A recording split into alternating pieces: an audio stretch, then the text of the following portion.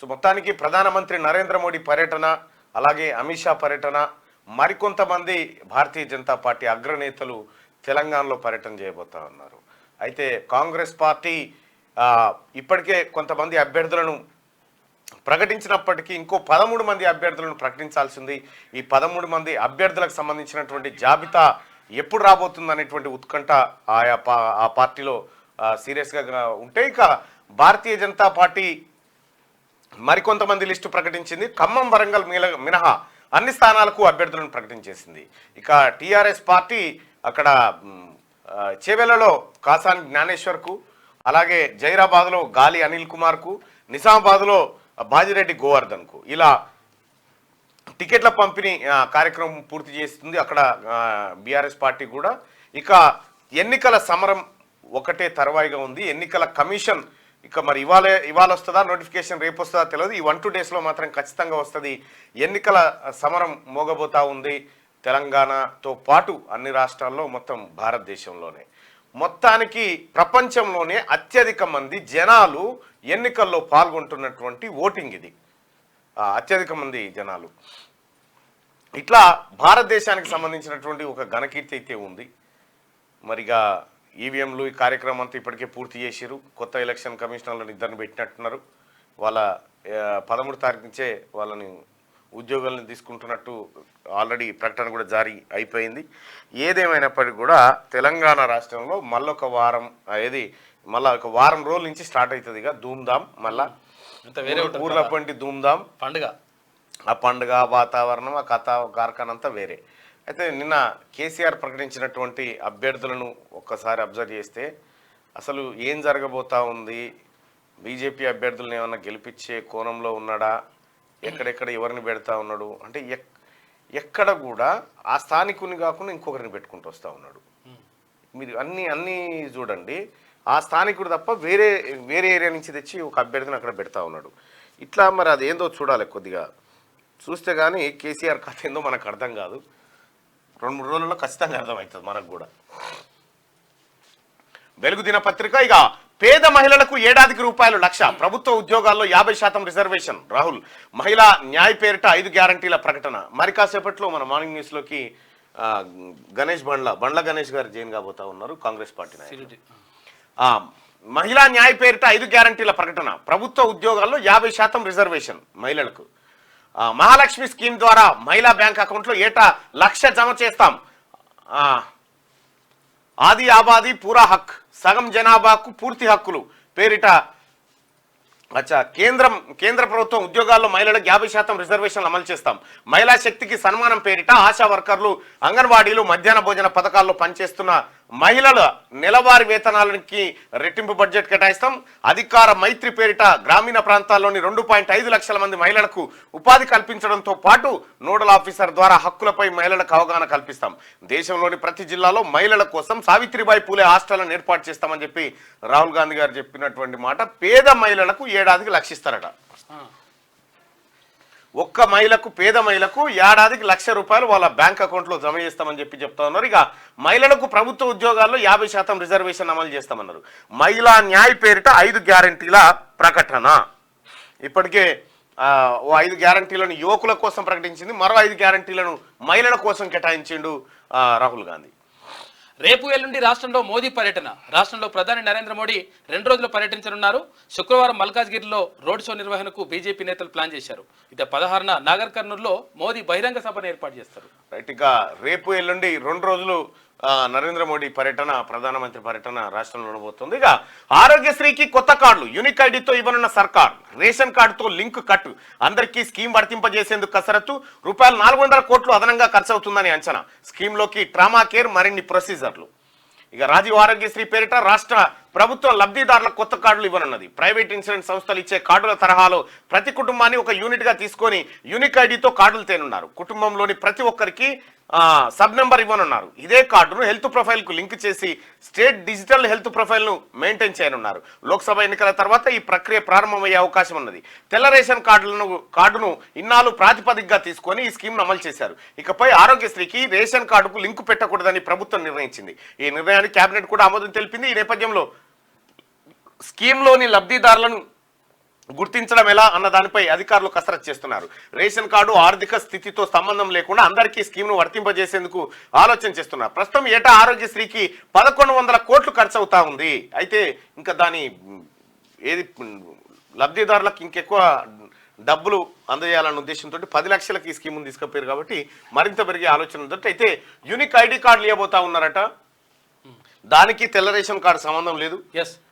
Doubt ఉండే ఇదంతా తెల్ల రేషన్ కార్డు ఉన్న వాళ్ళకి వస్తుందా, మాకు రాదా, మాకు కారు ఉంటే రాదు, ఇబ్బంది ఉంటే రాదు అన్ని పెట్టిరు కదా, మాకు ఇబ్బంది అవుతుంది అన్నారు. అట్లా ఇబ్బంది ఏం అవసరం లేదు ఇప్పుడు ఇక స్కీములకు ఎమ్మెల్యేలకు లింకు వద్దు, అర్హుల ఎంపిక బాధ్యత అధికారులతే అప్పగించాలని ప్రభుత్వ నిర్ణయం. ప్రజాపాలన అప్లికేషన్లు రేషన్ కార్డులే ప్రామాణికంగా లబ్ధిదారుల ఎంపిక.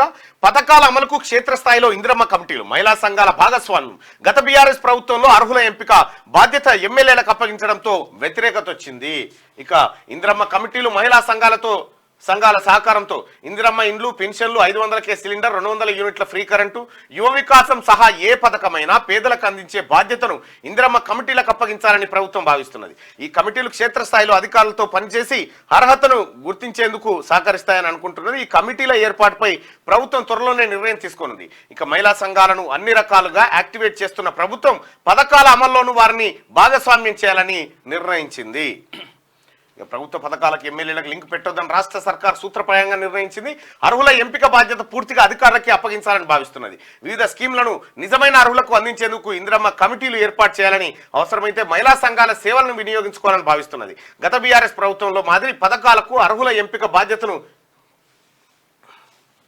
వచ్చినట్టు ఇందిరమ్మ కమిటీలు ఏర్పాటు చేయాలని, అవసరమైతే మహిళా సంఘాల సేవలను వినియోగించుకోవాలని భావిస్తున్నది.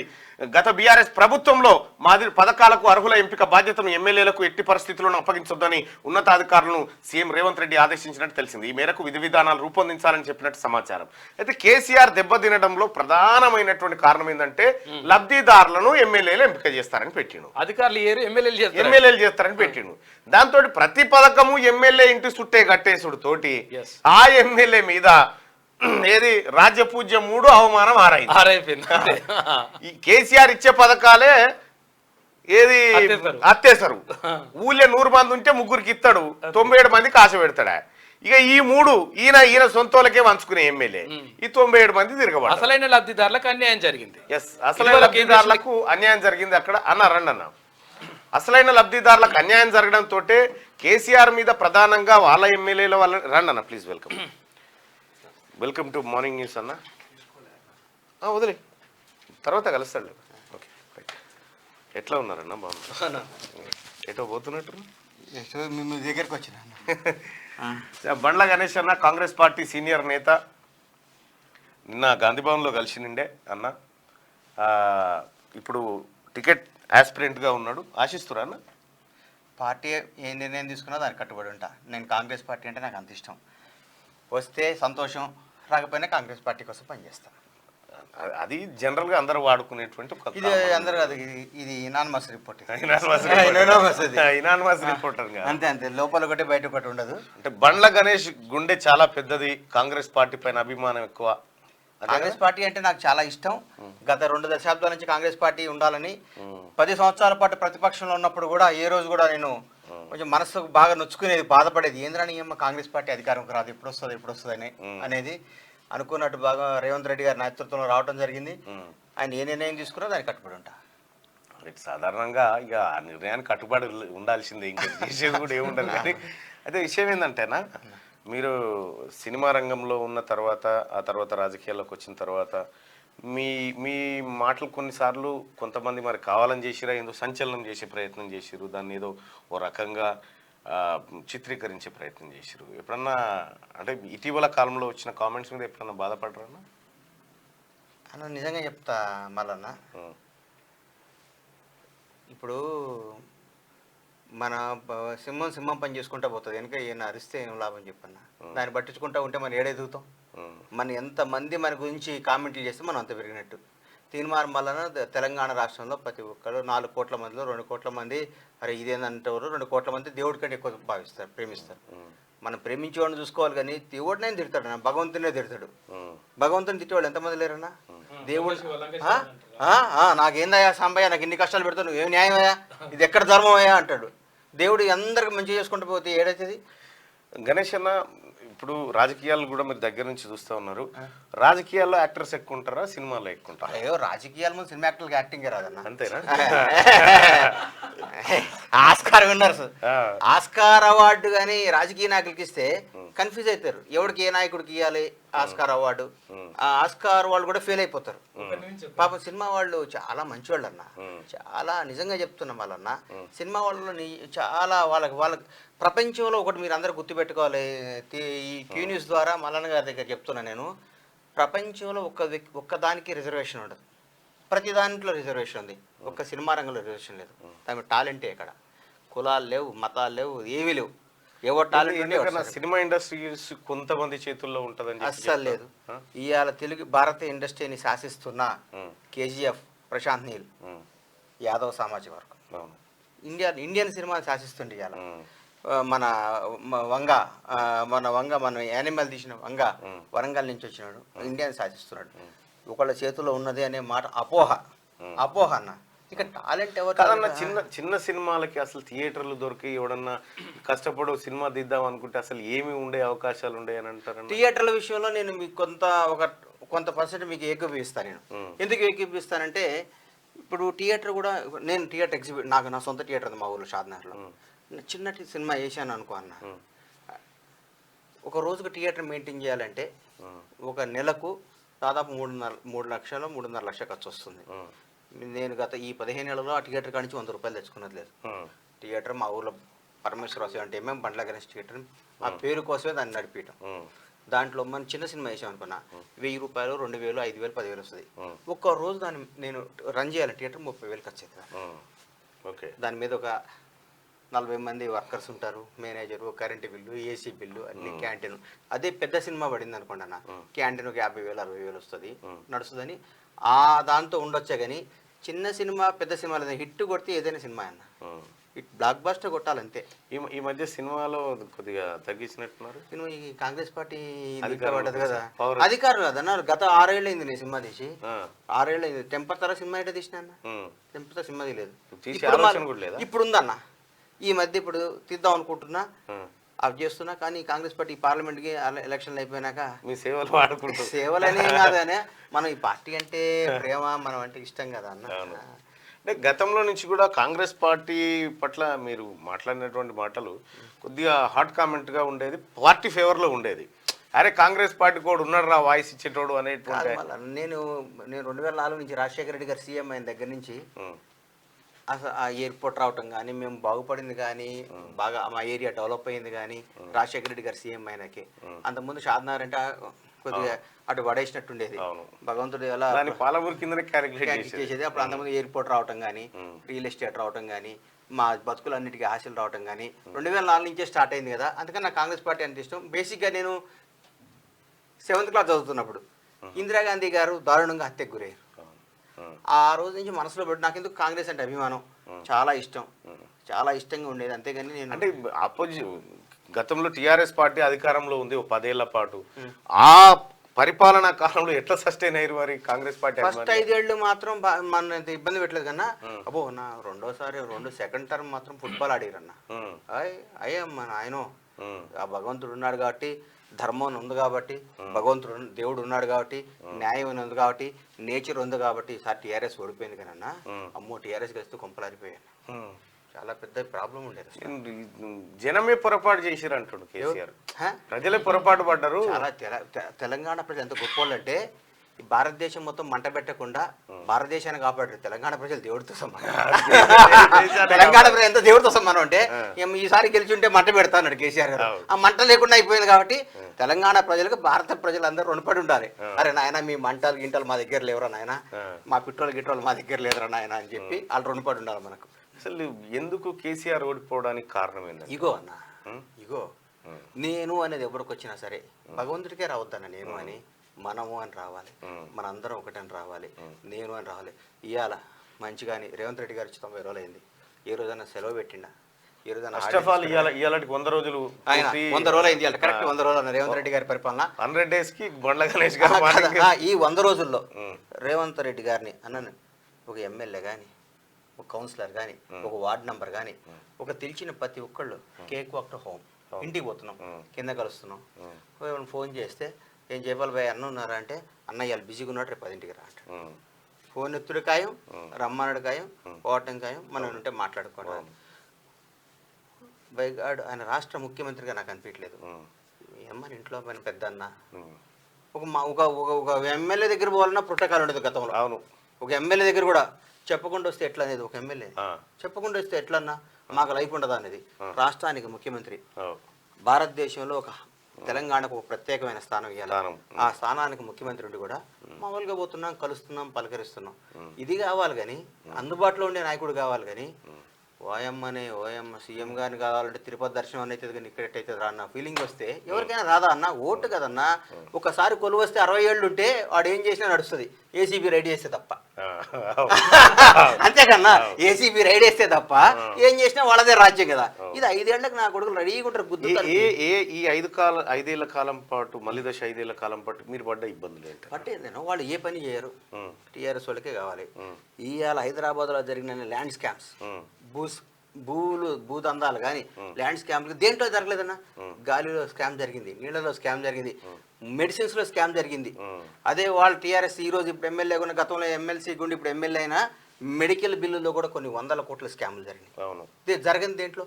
ప్రాజెక్టులో స్కామ్, నీళ్ళలో స్కామ్, కరెంట్లో స్కామ్, బస్సు నడిపే స్కామ్, ల్యాండ్ లీటర్లో స్కామ్, పెద్ద పెద్ద ప్రాబ్లమ్స్. పైగా భారతదేశంలో తెలంగాణలో ఉన్నంత సర్కారీ భూములు ఎక్కడ లేవు నాకు తెలిసిన మటుకు, వేరే రాష్ట్రం నాకు తెలిసిన మటుకు.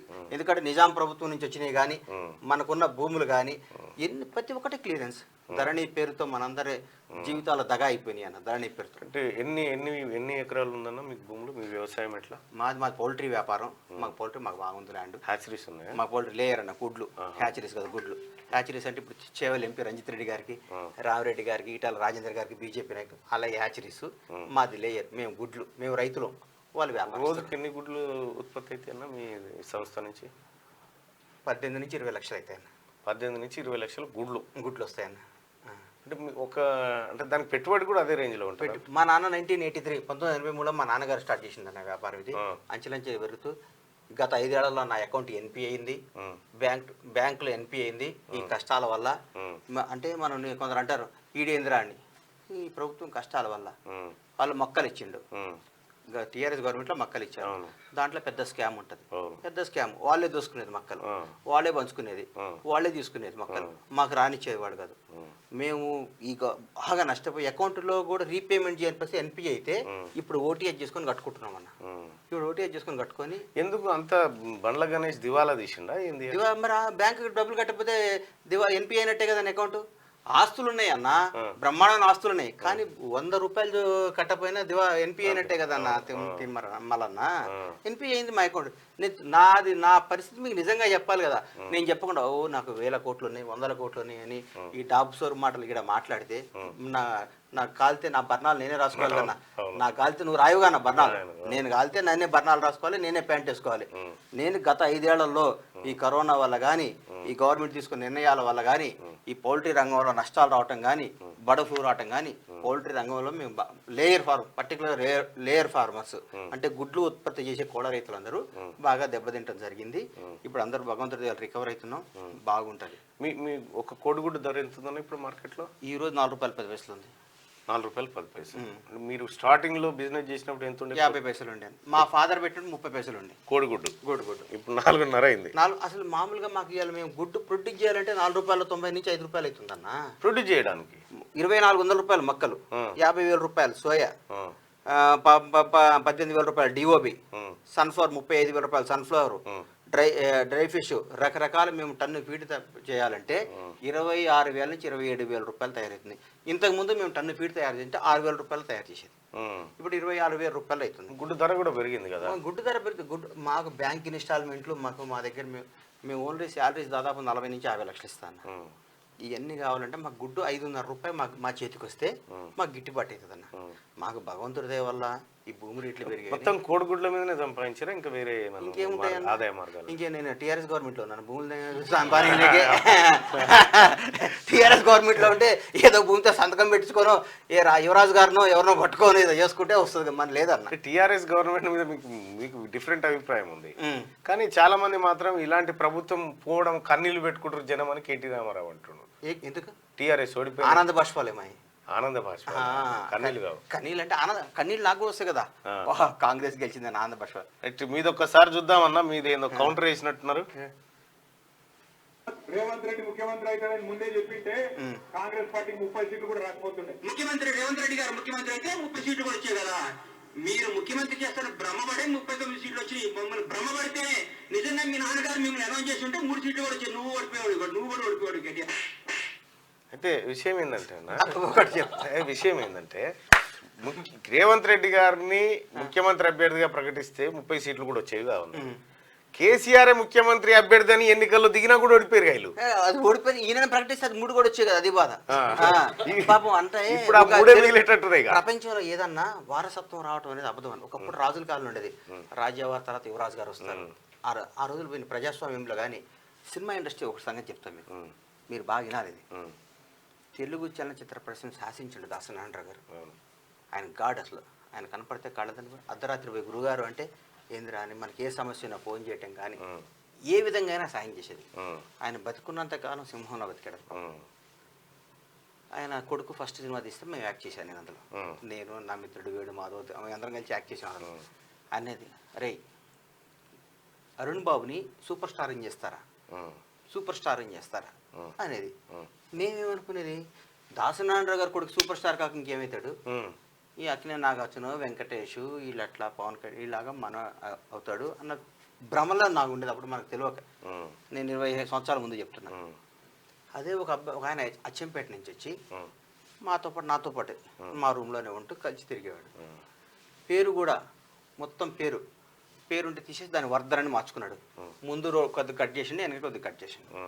వచ్చేసి చిన్న మాతో పాటు నడుస్తూ యూసఫ్ కూడా బస్తీలో తిరుగుతూ ఆయన భార్యను పిల్లల్నేమో దిల్షునగర్లో పెట్టి కష్టపడి బాగా చేసుకొని వచ్చి పిల్లల్ని సత్యసాయి స్కూల్ చదివించి, సత్యసాయి స్కూల్ ఎక్కడ పుట్టపర్తి చదివించి బాగా చదువుకున్నాడు. ఎప్పుడు ఒక ఇంగ్లీష్ బుక్ పెట్టుకొని ఏం కాదన్నా అదన్నా ఇదన్నా అంటుండేవాడు. కట్ చేస్తే హైదరాబాద్లో ఎట్లా బతుకుతావు అనుకున్నాడు పిల్లోడేమో, ఇవాళ విజయ్ దేవరకొండ అయింది సూపర్ స్టార్. దాసనారాయణరావు ఇండస్ట్రీని శాసించిన అబ్బాయి ఏమో రోడ్డు మీద తిరుగుతున్నాడు.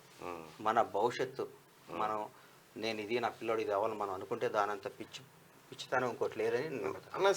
సినిమాల్లో సాధారణంగా ఆడియో ఫంక్షన్ ఏదన్నా ఒక యానివర్సరీ ఏదో అయితే ఒకరినొకరు పొగుడుకోవడము అది సహజంగా ఉంటుంది. పొగుడుకోవటం అంటే ఏందన్నా, ఇప్పుడు మైక్ ఇస్తారని సినిమాకు పిలిచి ఈ సినిమా అట్టర్ ఫ్లాప్ అవుతుంది, ఈ హీరో చెప్తాడు, ఈ హీరోకి యాక్టింగ్ రాదు, ఈ హీరోయిన్ మంచిది కాదు అని చెప్తే ఏమన్నా న్యాయమా అన్న? ఆడేదో శుభమాని పెళ్లి చేసుకుంటుంటే పెళ్లి కూతురు ముట్టేది అన్నట్టు మనకు న్యాయమా చెప్పు మళ్ళా. మనం ఎవరింటికైనా ఈ సినిమా సూపర్ హిట్ అవ్వాలి, ఇది చాలా మంచి కథ, ఈ హీరో అద్భుతంగా యాక్ట్ చేసిండు, ఇది మంచిది కాబట్టి అది చెప్పుకోవాలి మనం, అది ధర్మం అది. అంతేగాని పొగుడుకోక ఏం చేయాలండి? ఇప్పుడు కాదన్నా, ఎవరన్నా ఏ పార్టీ వాడన్నా ఏ పార్టీ అయినా చిన్న చిన్న పేర్లు ఎందుకులే, ఈసారి మేము అధికారంలో రాకపోతే రాజకీయాలు అందరికి వెళ్తారా? అందరు వస్తారండి. ఎవరికైనా ఆశ అనేది ఇది. దానికి పొగట్టం అనేది సినిమాలో ఒక భాగం అని, పబ్లిసిటీ ఒక భాగం అనేది అది. అయితే ఇప్పుడు రాజకీయాల్లో సినిమాలు, మీరు పౌల్ట్రీలో సక్సెస్, పౌల్ట్రీ మా నాన్నగారి వ్యాపారం, సినిమాల్లో సక్సెస్, రాజకీయాల్లో పరిస్థితి డెఫినెట్గా. నేను ఎప్పటికైనా నేను పార్టీలు మారేటోని కాదు, పార్టీలు వదిలిపెట్టి వెళ్ళేవాడిని కాదు. కాంగ్రెస్ పార్టీ అధికారంలో ఉన్నా లేకపోయినా నేను కాంగ్రెస్ వాళ్ళలో ఉంటా. డెఫినెట్గా కాంగ్రెస్లో ఏదో ఒకటి నేను మంచి పొజిషన్ అనిపిస్తాను, నమ్మకం ఉంది. 100%. కాంగ్రెస్ పార్టీ కోసం మీరు చేసిన కాంట్రిబ్యూషన్ ఏంటి?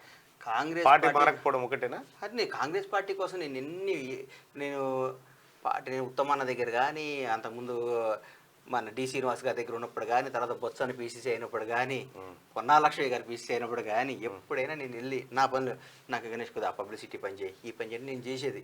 నాకంటే కాంగ్రెస్ పార్టీ నేను ఇష్టమని. అప్పుడు వైఎస్ రాజశేఖర రెడ్డి గారు ఉమ్మడి ఆంధ్రప్రదేశ్లో కానీ, కేవీపీ గారు కానీ, వాళ్ళందరూ నన్ను అప్పుడు ఒట్టి వసంత కుమార్, బొత్స సత్యనారాయణ కానీ. బొత్స సత్యనారాయణ గారు అంటే బాగా ప్రేమ ఉన్నట్టు. అరే నన్ను ఎవరు అభిమాని, నువ్వు ఇప్పుడు నన్ను పిలిచావన్నా, నువ్వు మాట్లాడుకున్నావు, నిన్ను బయట పోయిన తిట్టమని నేను తిట్టాను.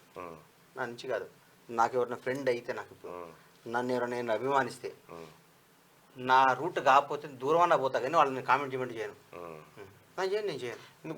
అయితే గతంలో చాలా మంది అనుకునేది, నేను కూడా విన్నా, బొత్స సత్యనారాయణ గారికి బండ్ల గణేష్ ఈ గారు ప్రపంచంలో ఎవడో బినామీ ఉండడన్న, అది గుర్తుపెట్టి. అయితే అనుకునేది ప్రేమించవచ్చు, అభిమానించవచ్చు. నేనేమంటున్నా, మిమ్మల్ని ఆ రకమైన క్వశ్చన్ వేయట్లేదు, ఇది సహజంగా వాళ్ళు అనుకున్నారు.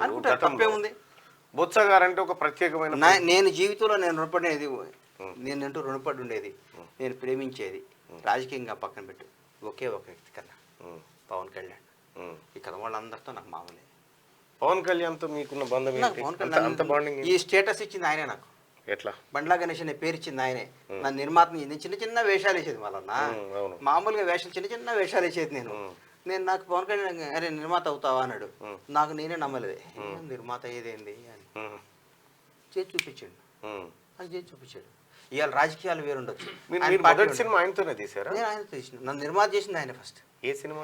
నన్ను ఫస్ట్ నేను అనౌన్స్ చేసింది అదే. ఆయన ప్రజారాజ్యం పార్టీ పెట్టడం వల్ల లేట్ అయింది. తర్వాత రవితేజ ఆంజనేయ సినిమా తీశారు, రవితేజ హీరోగా.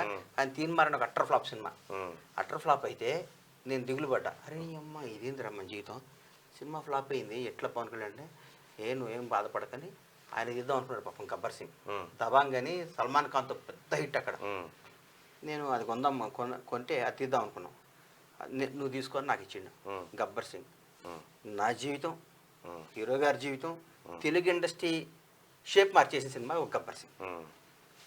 గబ్బర్ సింగ్తో మళ్ళీ దాని తర్వాత బాద్షా ఎన్టీఆర్తో 2 సినిమాలు తీసిన, రామ్ చరణ్తో తీసా, అల్లు అర్జున్తో తీసా. నెక్స్ట్ మూవీ ఎవరితో ఉండబోతుంది? ఏదైనా కానీ 100 కోట్లు ఇంటికి తీసుకొచ్చే సినిమా తీస్తాను. 100 కోట్లు ఇంటికి తేవాలి ఆ సినిమా. ఆ సినిమా తీస్తా అన్న. ఇప్పుడు సాధారణంగా ఏపీలో ఈ సినిమా పాలిటిక్స్ రెండు ఒక ఫైట్ జరుగుతూ ఉంది. ఇటు ఆర్జీవి గారు తీసే సినిమాలు కానీ, లక్ష్మీ ఎన్టీఆర్ అని, ఇంకోటి యాత్ర అని అన్నీ జరుగుతూ ఉన్నాయి. తెలంగాణ పాలిటిక్స్కి అట్లా సినిమాలకి ఏం సంబంధం ఉన్నాయా? ఇప్పుడు తీస్తే వస్తే కానీ ఒకడు విమర్శిస్తే సినిమా తీయడం అనేది తప్పన్నా. జస్ట్ ఎంటర్టైన్మెంట్ గా చూడాలి. సినిమా అనేది ఒక వ్యాపారం. కానీ ఒకప్పుడు ఎప్పుడు చిన్నప్పుడు ఎప్పుడు మండలాధీశుడు అని ఎన్టీఆర్ గారు విమర్శిస్తూ అట్లా అది దాన్ని నమ్మరని ఎవరు జనం. నువ్వు చేసే పబ్లిసిటీ పెట్టు, గుర్తుంచుకో అని వీళ్ళు గోలగోల చేసారు కదా. గుర్తుంచుకున్నారా? మర్చిపోయారు, కన్ఫ్యూజ్ అయిపోయారు. గుర్తుంచుకో చేయి తిప్పారు కదా, హస్తం అనుకున్నారు వాళ్ళు. నాకు గుర్తు టీవీ యాక్టర్లు డబ్బులు ఇచ్చుడు, డాన్సులు చేపించడం, గుర్తు ఎవడు గుర్తుంచుకుంటాడు? ఎందుకు గుర్తుంచుకుంటాడు?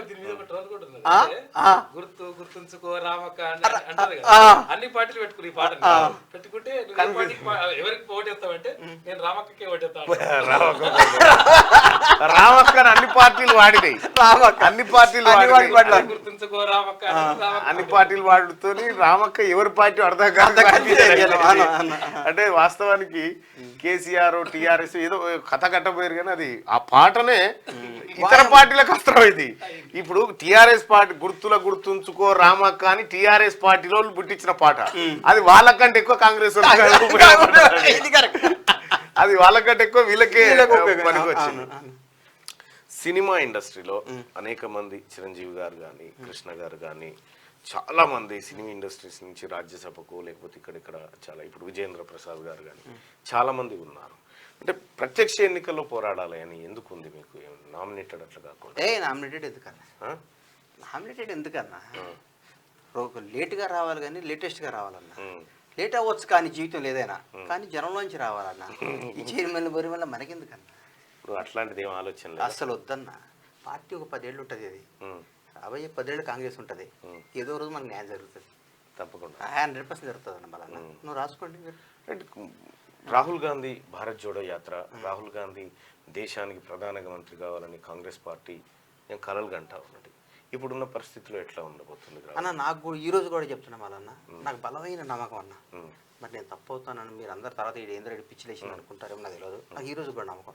2004లో కూడా 2004లో అప్పుడు కాంగ్రెస్ వస్తుందని కూడా అనుకోలేదు. కేంద్రంలో కూడా మన్మోహన్ సింగ్ గారు ప్రధాని కూడా వాజ్పేయి గారు అదరగొడుతున్నాడు, ఈ కాంబినేషన్ మళ్ళీ వెలిగిపోతుంది అన్నారు. కొడితే కాంగ్రెస్ వచ్చింది. 10 ఏళ్ల తర్వాత నేను కూడా ఎందుకు వస్తుందా బీజేపీ, మళ్ళీ సోనియా గాంధీ మళ్ళీ కాంగ్రెస్ వస్తుంది తప్పకుండా, ఎట్లా వస్తుంది అట్లా మళ్ళీ కన్ఫర్మ్ ఈసారి ప్రధాని రాహుల్ అవుతాడు అనుకున్నాను. కట్ చేస్తే నరేంద్ర మోడీ గారు ప్రధాని. ఈసారి కూడా వీళ్ళందరూ అంటున్నారు కదా, నేను చెప్తున్నా ఎందుకో ఇండియా కూటమి అధికారం కోసం నా నమ్మకం. మీకే కాదన్నా, నాకు కూడా నమ్మకం. ఎందుకంటే ఇవాళ ఊరికే అన్న టీఆర్ఎస్ నోటిఫికేషన్ వచ్చేదాకా నేను కాంగ్రెస్ గెలుస్తుంటే మా నాన్న కోరా ఎక్కడ ఎందుకు వచ్చిందిరా కాంగ్రెస్, ఊరికి నీకు పిచ్చెక్కింది. కానీ అందరూ నేను ఎటు పోయినా, పొలం కాడకు పోయినా, కోళ్ళ కాడకు పోయినా, థియేటర్ కాడకు పోయినా, ఎక్కడ పోయినా అందరు టీఆర్ఎస్ కేసీఆర్ సారు అంటున్నారు రా, నీకెందుకురా పిల్లలు పెద్దోళ్ళు అవుతున్నారు రా అంటాడు నన్ను. ఏ ఊరుకో నాన్న అనేది, మా నాన్న పాపం 80 ఏళ్ళోడు కదా పాపం, నువ్వు ఊరుకోరో అనేది. గెలిచి నాకు ఏంది నాన్న అన్న, ఎవడో పాటు అట్లా చెప్పారు ఏంద్రా అన్నాడు. భయంతో చెప్తారు నాన్న అట్లా, కడుపులో ఉన్నది ఎవరు నిజం చెప్పారు. ఒక సాఫ్ట్వేర్ ఇంప్రూవ్ అయింది బాగా, మనసులో మాట ఓటేసినప్పుడే చెప్తాడు, బయటకి జనం కూడా కేసీఆర్ ను కరెక్ట్ నోటిఫికేషన్ వచ్చేదాకా నమ్మించారు. నీకే నీకే నీకే నువ్వే మా సారు, నువ్వే మా కారు నమ్మించారు జనం. కేసీఆర్ నమ్మించి నోటిఫికేషన్ రాగానే తన్నుడు దాన్ని కథ. అది కాదు కానీ అన్న, కేసీఆర్ గారు కరీంనగర్లోనా నేను గెలిచి ఉంటే మొత్తం అగ్గి పెట్టుతాడని పెట్టాడు అంటాడు. ఏందన్నా అగ్గి పెట్టు, ఏందన్నా వాళ్ళు అగ్గి పెడతా అంటారు, ఇంకేదో చేస్తా అంటారు. కూర్చుంటే మనిషిని కాదు అంటాడు, లేస్తే మనిషి. ఇప్పుడు లేవశాతగాను లేస్తే మనిషిని కాదంటే ఎట్లుంటుందో, ఈయన అగ్గిని పెట్టు కూడా గట్టే ఉంటుంది. ఇవాళ మంగళవారం కాదు ఊరుకున్నా, లేకుంటే వేరుకుండా ఇవాళ మంగళవారం, రేపు బుధవారం ఉంటే నీకు పని చెప్తుంటే రేపు కలువురా నువ్వు, రేపు నేను ఉంటలేను కానీ రేపు కలిసి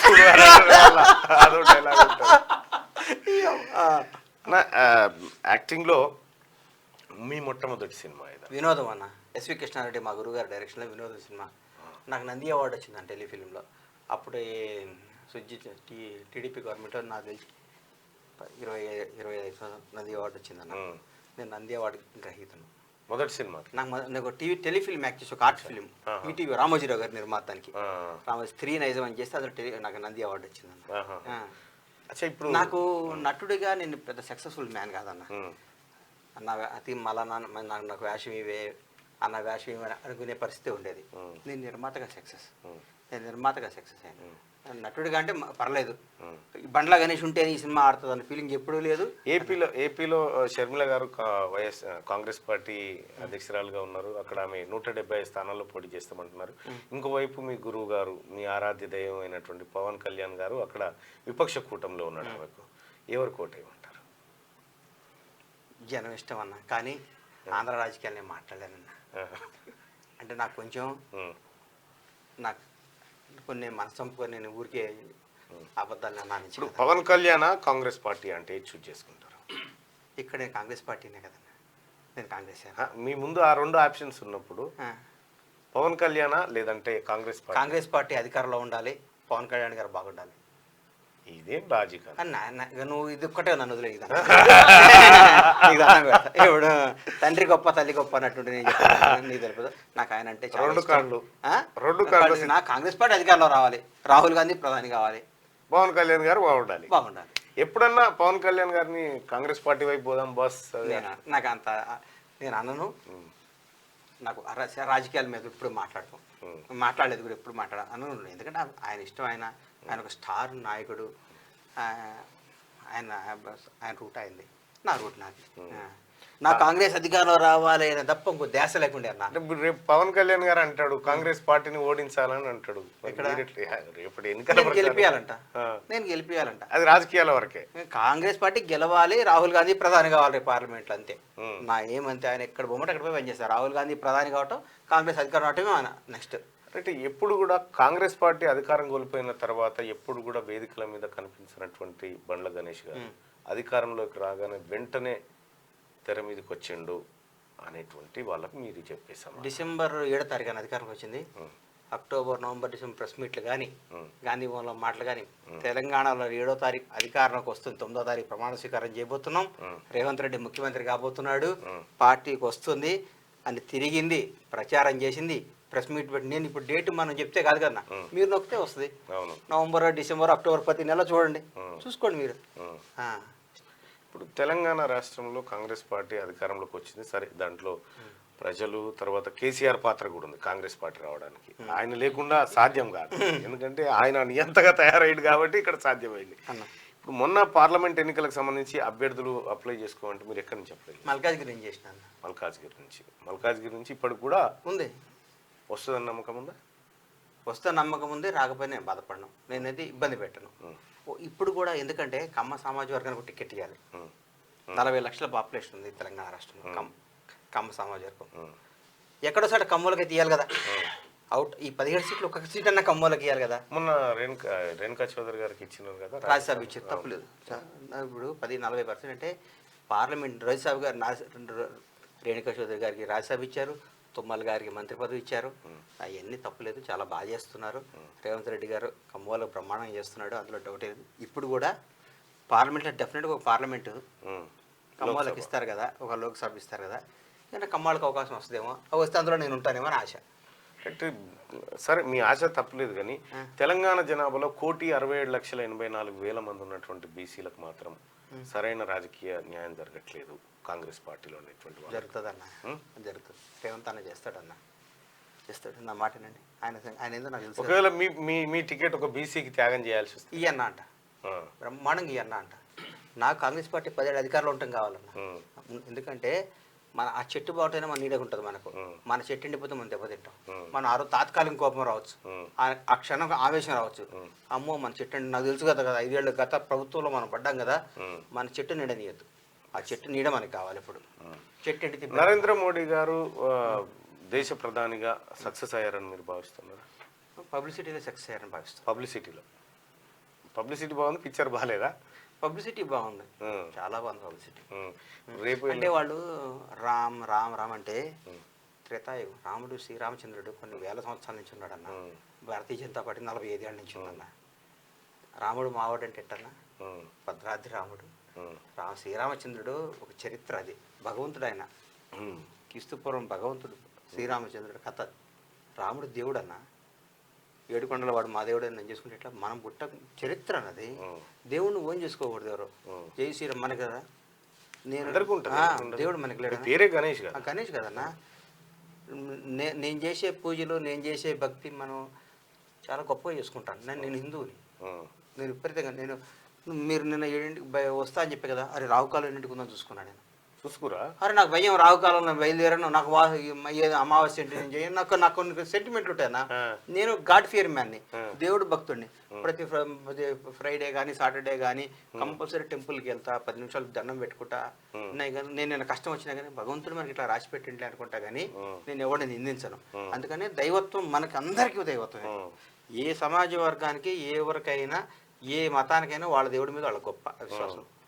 ముస్లిమ్స్ అల్లాని ప్రేమిస్తారు, క్రిస్టియన్స్ యేసుప్రభుని ప్రేమిస్తారు. మన ఇష్టం వచ్చి మన దేవుడిని ప్రేమిస్తాం, మన ఈశ్వరుని ప్రేమిస్తాం, అట్లా. అంతేగాని దేవుడు ఒక పార్టీకి చెందినవాడు కట్టేట. ఒకనొక దశలో నరేంద్ర మోడీ గారి పనితనాన్ని విమర్శిస్తే దేవుణ్ణి అంటావా నువ్వు అనే పరిస్థితి వచ్చింది. అది పబ్లిసిటీ, అది అందులో సక్సెస్ అయ్యారు అన్నాడు. పబ్లిసిటీ చేయటంలో సక్సెస్ అయ్యారు.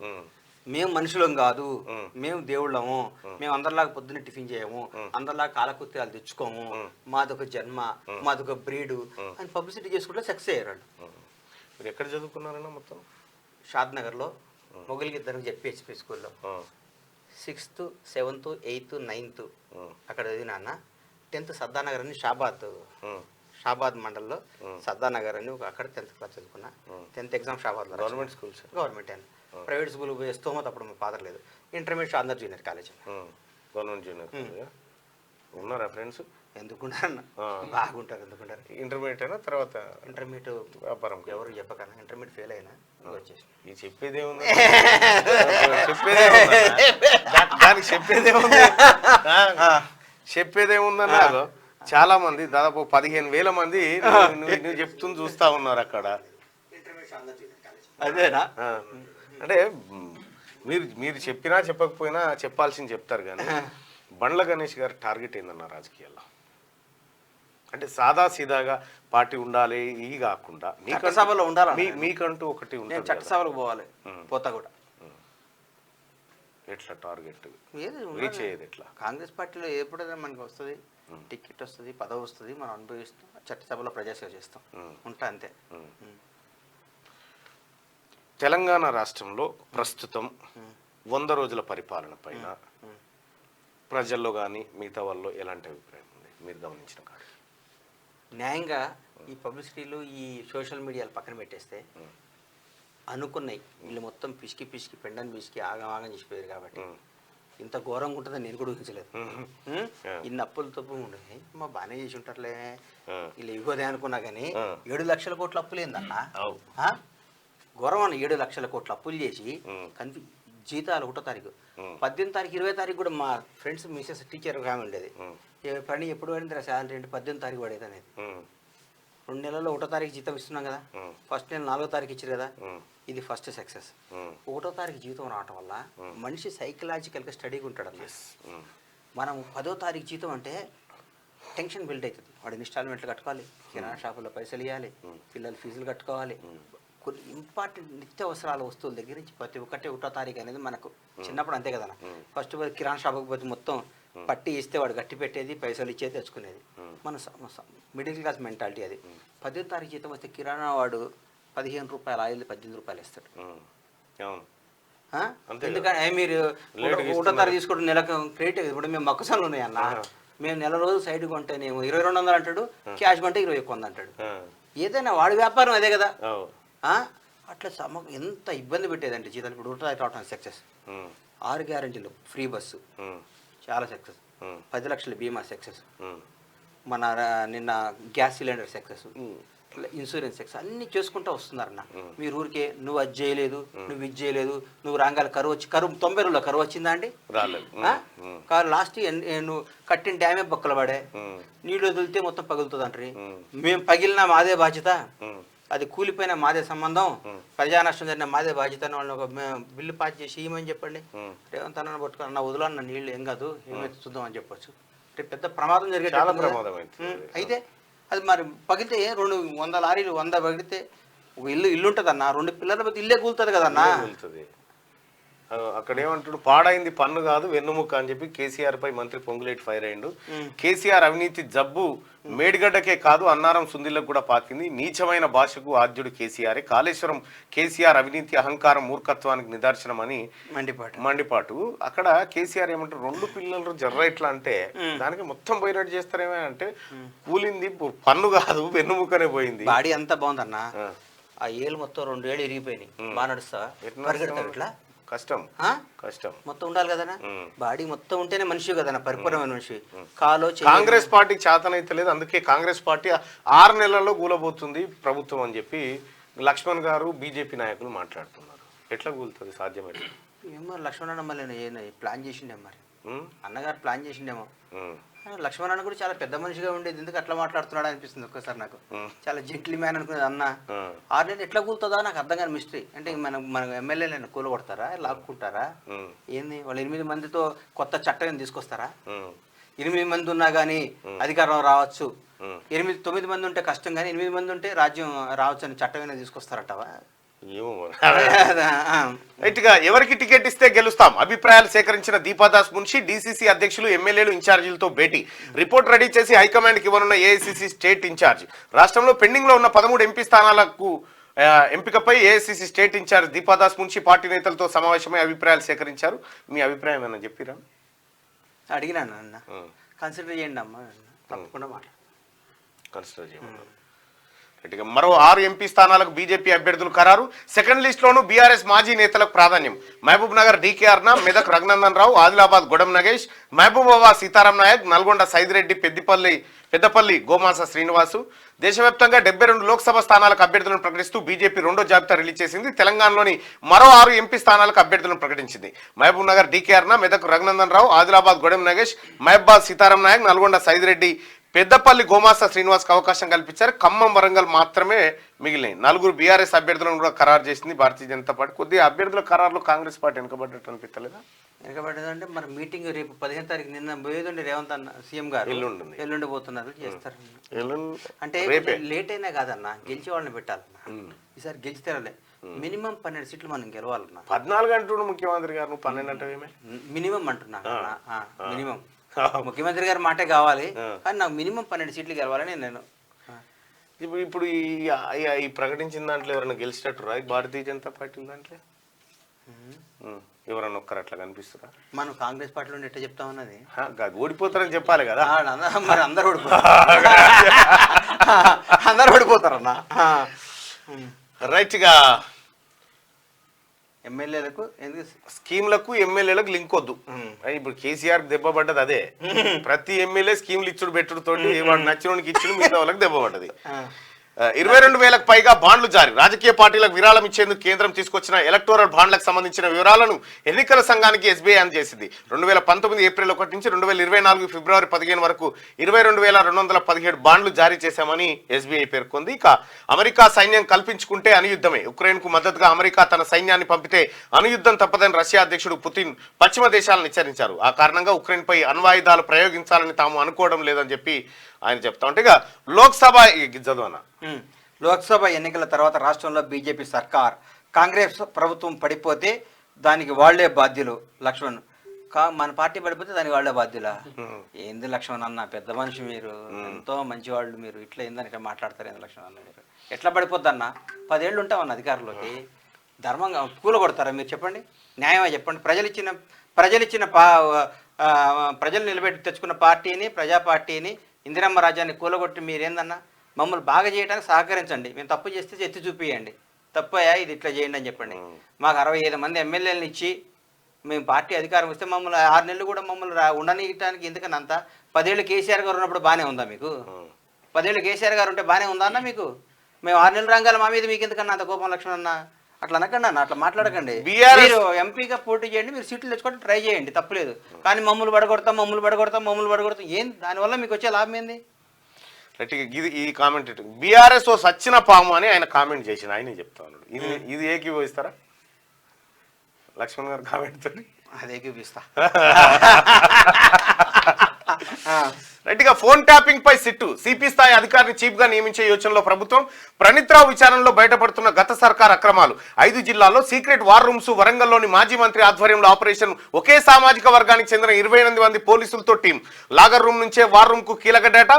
ఫోన్ ట్యాపింగ్ వ్యవహారాన్ని రాష్ట్ర ప్రభుత్వం సీరియస్ గా తీసుకున్నది. గత ప్రభుత్వ హయాంలో అక్రమాలకు పాల్పడిన ఎస్ఐబి అధికారులను గుర్తించి చర్యలు తీసుకునేందుకు రంగం సిద్ధం చేస్తున్నదని చెప్పి ఒక వార్తను చూస్తా ఉన్నాం. దీని మీద నేను ఇంకోటి మాట్లాడతాను మరన్నా. ఈ ఫోన్ వాట్సాప్ ట్యాపింగ్లో ఒక మీడియా, వాళ్ళ సామాజిక వర్గం చెందిన ఒక మీడియా ఆయన ఒక ఏదో మిషన్ తెచ్చిందంట. నాకు తెలిసింది కానీ అథెంటిక్ న్యూస్ కాదు మనం అనొచ్చు అనకూడదని తెచ్చి ఆయన మోజు తీర్మానం మళ్ళీ ఎవరితో చాటింగ్ చేస్తుండే, బండ్ల గణేష్ ఎవరితో చాటింగ్ చేస్తుండే, రేవంత్ రెడ్డి గారు ఎవరితో చేస్తున్నాడు, కాంగ్రెస్ వాళ్ళు ఎవరితో చేస్తారు, హైదరాబాద్లో బిజినెస్ వాళ్ళు, పెద్ద బిజినెస్ మ్యాగ్నెట్లు, ఏ పార్టీ వాడితో టచ్లో ఉన్నాడు అని మాట్లాడి ఆ మీడియా ఆయన రిపోర్ట్ తీసుకొని ఒక టీఆర్ఎస్ ఒక పెద్ద నాయకుడికి ఇవ్వాలంట. ఆ డ్యూటీ అదంట. అది కానీ మన ముఖ్యమంత్రి గారు ఎంక్వైరీ చేస్తే వాడు భాషంగాలే అన్నాడు. మామూలు కూడా దానికి ఇంటి రాదన్న ఎవరు ఆయన ఏ నెంబర్ మీద ఉంటుంది ఛానల్ అన్న? అదే ఛానల్ వాళ్ళ సామాజిక వర్గానికి చెందిన ఛానల్. వాళ్ళకి సామాజిక వర్గానికి TV9 ఒకటి ఉంది. TV9 వాళ్ళు రేవంత్ రెడ్డి గారు వీణ వాయిస్తాడు, నరాలు తీసి టెన్షన్ కాక ఫోన్ ట్యాపింగ్ విషయం చేస్తాడు. డెఫినెట్ ఇది పెద్ద నేరం కదండి. ఒక మీడియా ఆయన ఒక తీసుకొచ్చేదో ఆఫీస్లో ఒక 6 రూమ్లో పెట్టుకొని ఎవరెవరితో మాట్లాడుతూ టీగా డ్రని తీయటం, పైగా టీఆర్ఎస్ నాయకులు కూడా ట్యాప్ చేసినట్టు ఆడుచుడు, ఆడెంత చక్కనైన అడుచుడు చేసి అన్న ఇది పలానాడు ఇంతో మాట్లాడుతున్నాడు, పలానాడు ఇంతో మాట్లాడుతున్నాడు. పెగాసిస్ స్పైవేర్ మాత్రమే కంప్లీట్గా నీవు ఏం మాట్లాడినది ఇస్తుంది. నీకు వాట్సాప్ని ఎండ్ టు ఎండ్ ఉంటుందన్న, దాన్ని చేయనీకు ఉండదు. నేను నాకున్న అనుభవం చెప్తా ఉన్నాను. అయితే నీకు ఫోన్ కంప్లీట్గా నీ కంట్రోల్కి తీసి పెగాసిస్ స్పైవేర్ అనేది ఒక్క డివైస్ వాడడానికి ₹1 కోటి ఖర్చు అవుతుంది. అది 100 కోట్లు పెడతారు కావచ్చు. పెగాసిస్ స్పైవేర్ వాడితే తప్ప మీరు అనుకుంది సాధ్యం కాదు. పెగాసిస్ స్పైవేర్ పైన ఆల్రెడీ ఇజ్రాయెల్ తోటి పెద్ద పంచాయతీ అయితే ఉంది, సుప్రీంకోర్టులో వెళ్ళయింది. ప్రపంచంలో ఎవరు చేయని పనులు వీళ్ళు చేశారు. ఎవరు? టీఆర్ఎస్ వదిలేసి వాళ్ళు ఎవ్వరు ఇది అసాధ్యం అనుకున్న పని కూడా సుసాధ్యం చేసుకొని వాళ్ళ కోసం ఎవరినైనా లేపోతలు వేసేసారు అంతే. ఏందండి వాళ్ళు ఏం దోపిడీ, అది ఏం కథ, ఎంత దోపిడీలు ఏంది?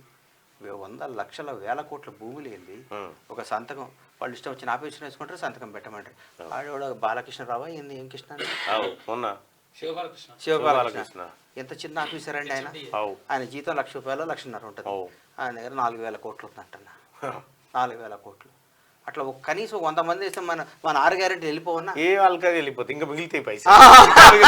6 గ్యారెంటీ వెళ్తాయి, కన్ఫర్మ్ వెళ్ళిపోతాయి. రైట్. ఆరూరి కోసం హైడ్రామా. బీజేపీలో చేరేందుకు రెడీ అయిన మాజీ ఎమ్మెల్యేలను లాక్కెళ్లిన బీఆర్ఎస్ నేతలు. మీడియా సాక్షిగా వాహనాల్లో హైదరాబాద్ కు దండం పెట్టి కన్నీరు గార్చిన కనుకరించని మాజీ మంత్రి ఎర్రబెల్లి ఎమ్మెల్సీ సారయ్య.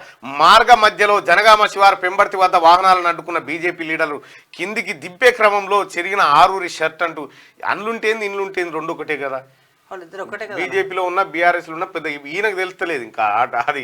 మన రమేష్ అన్న అమాయకుడు ఉన్నట్టున్నాడు. ఇంకా ఇది సినిమా తలపిత్తలేదన్న, ఓ సీన్ తీసుకోరా ఇది వచ్చే సినిమాకు. అవసరం బాగానే ఉంటుంది, బాగానే ఉంటుంది కదా ఒక సీన్ కింద.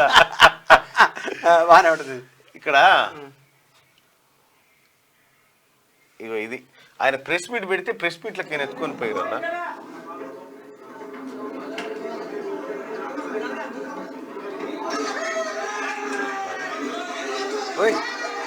ఎత్తుకొని పోయి అయితే విషయం ఏంటంటే ఈయనని ఎర్రబల్ దయాకర్ రావు గారు తీసుకొని పోయి కేసీఆర్ను కల్పించిన అయిపోయిందా. వచ్చిన తర్వాత ఢిల్లీకి టికెట్ బుక్ చేసుకొని పోయినట. ఎవరు?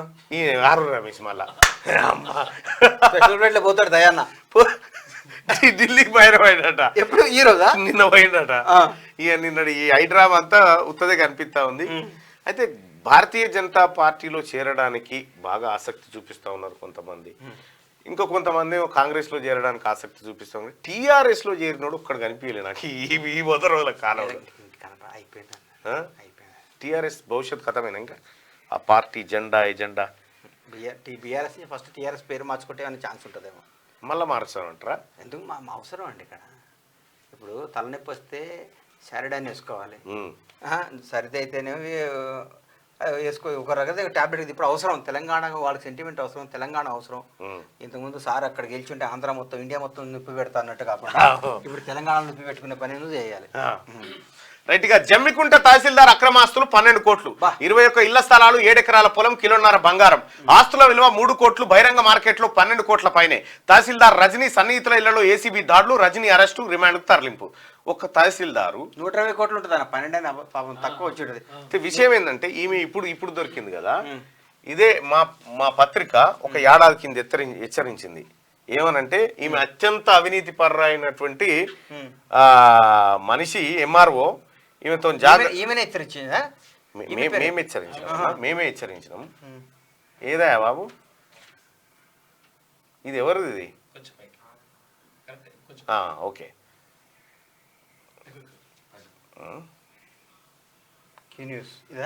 కాదు, అది కాదు. నేను ఉదయం ఏం చేస్తా అంటే 4:30-5 గంటలకు లేస్తా అన్నట్టు. ఇగో అవినీతికి కేర్ ఆఫ్ గా ధర్మసాగర్ ఎంఆర్ఓ. తహసీల్దార్ కార్యాలయంలో అడ్డగోలుగా అవినీతి.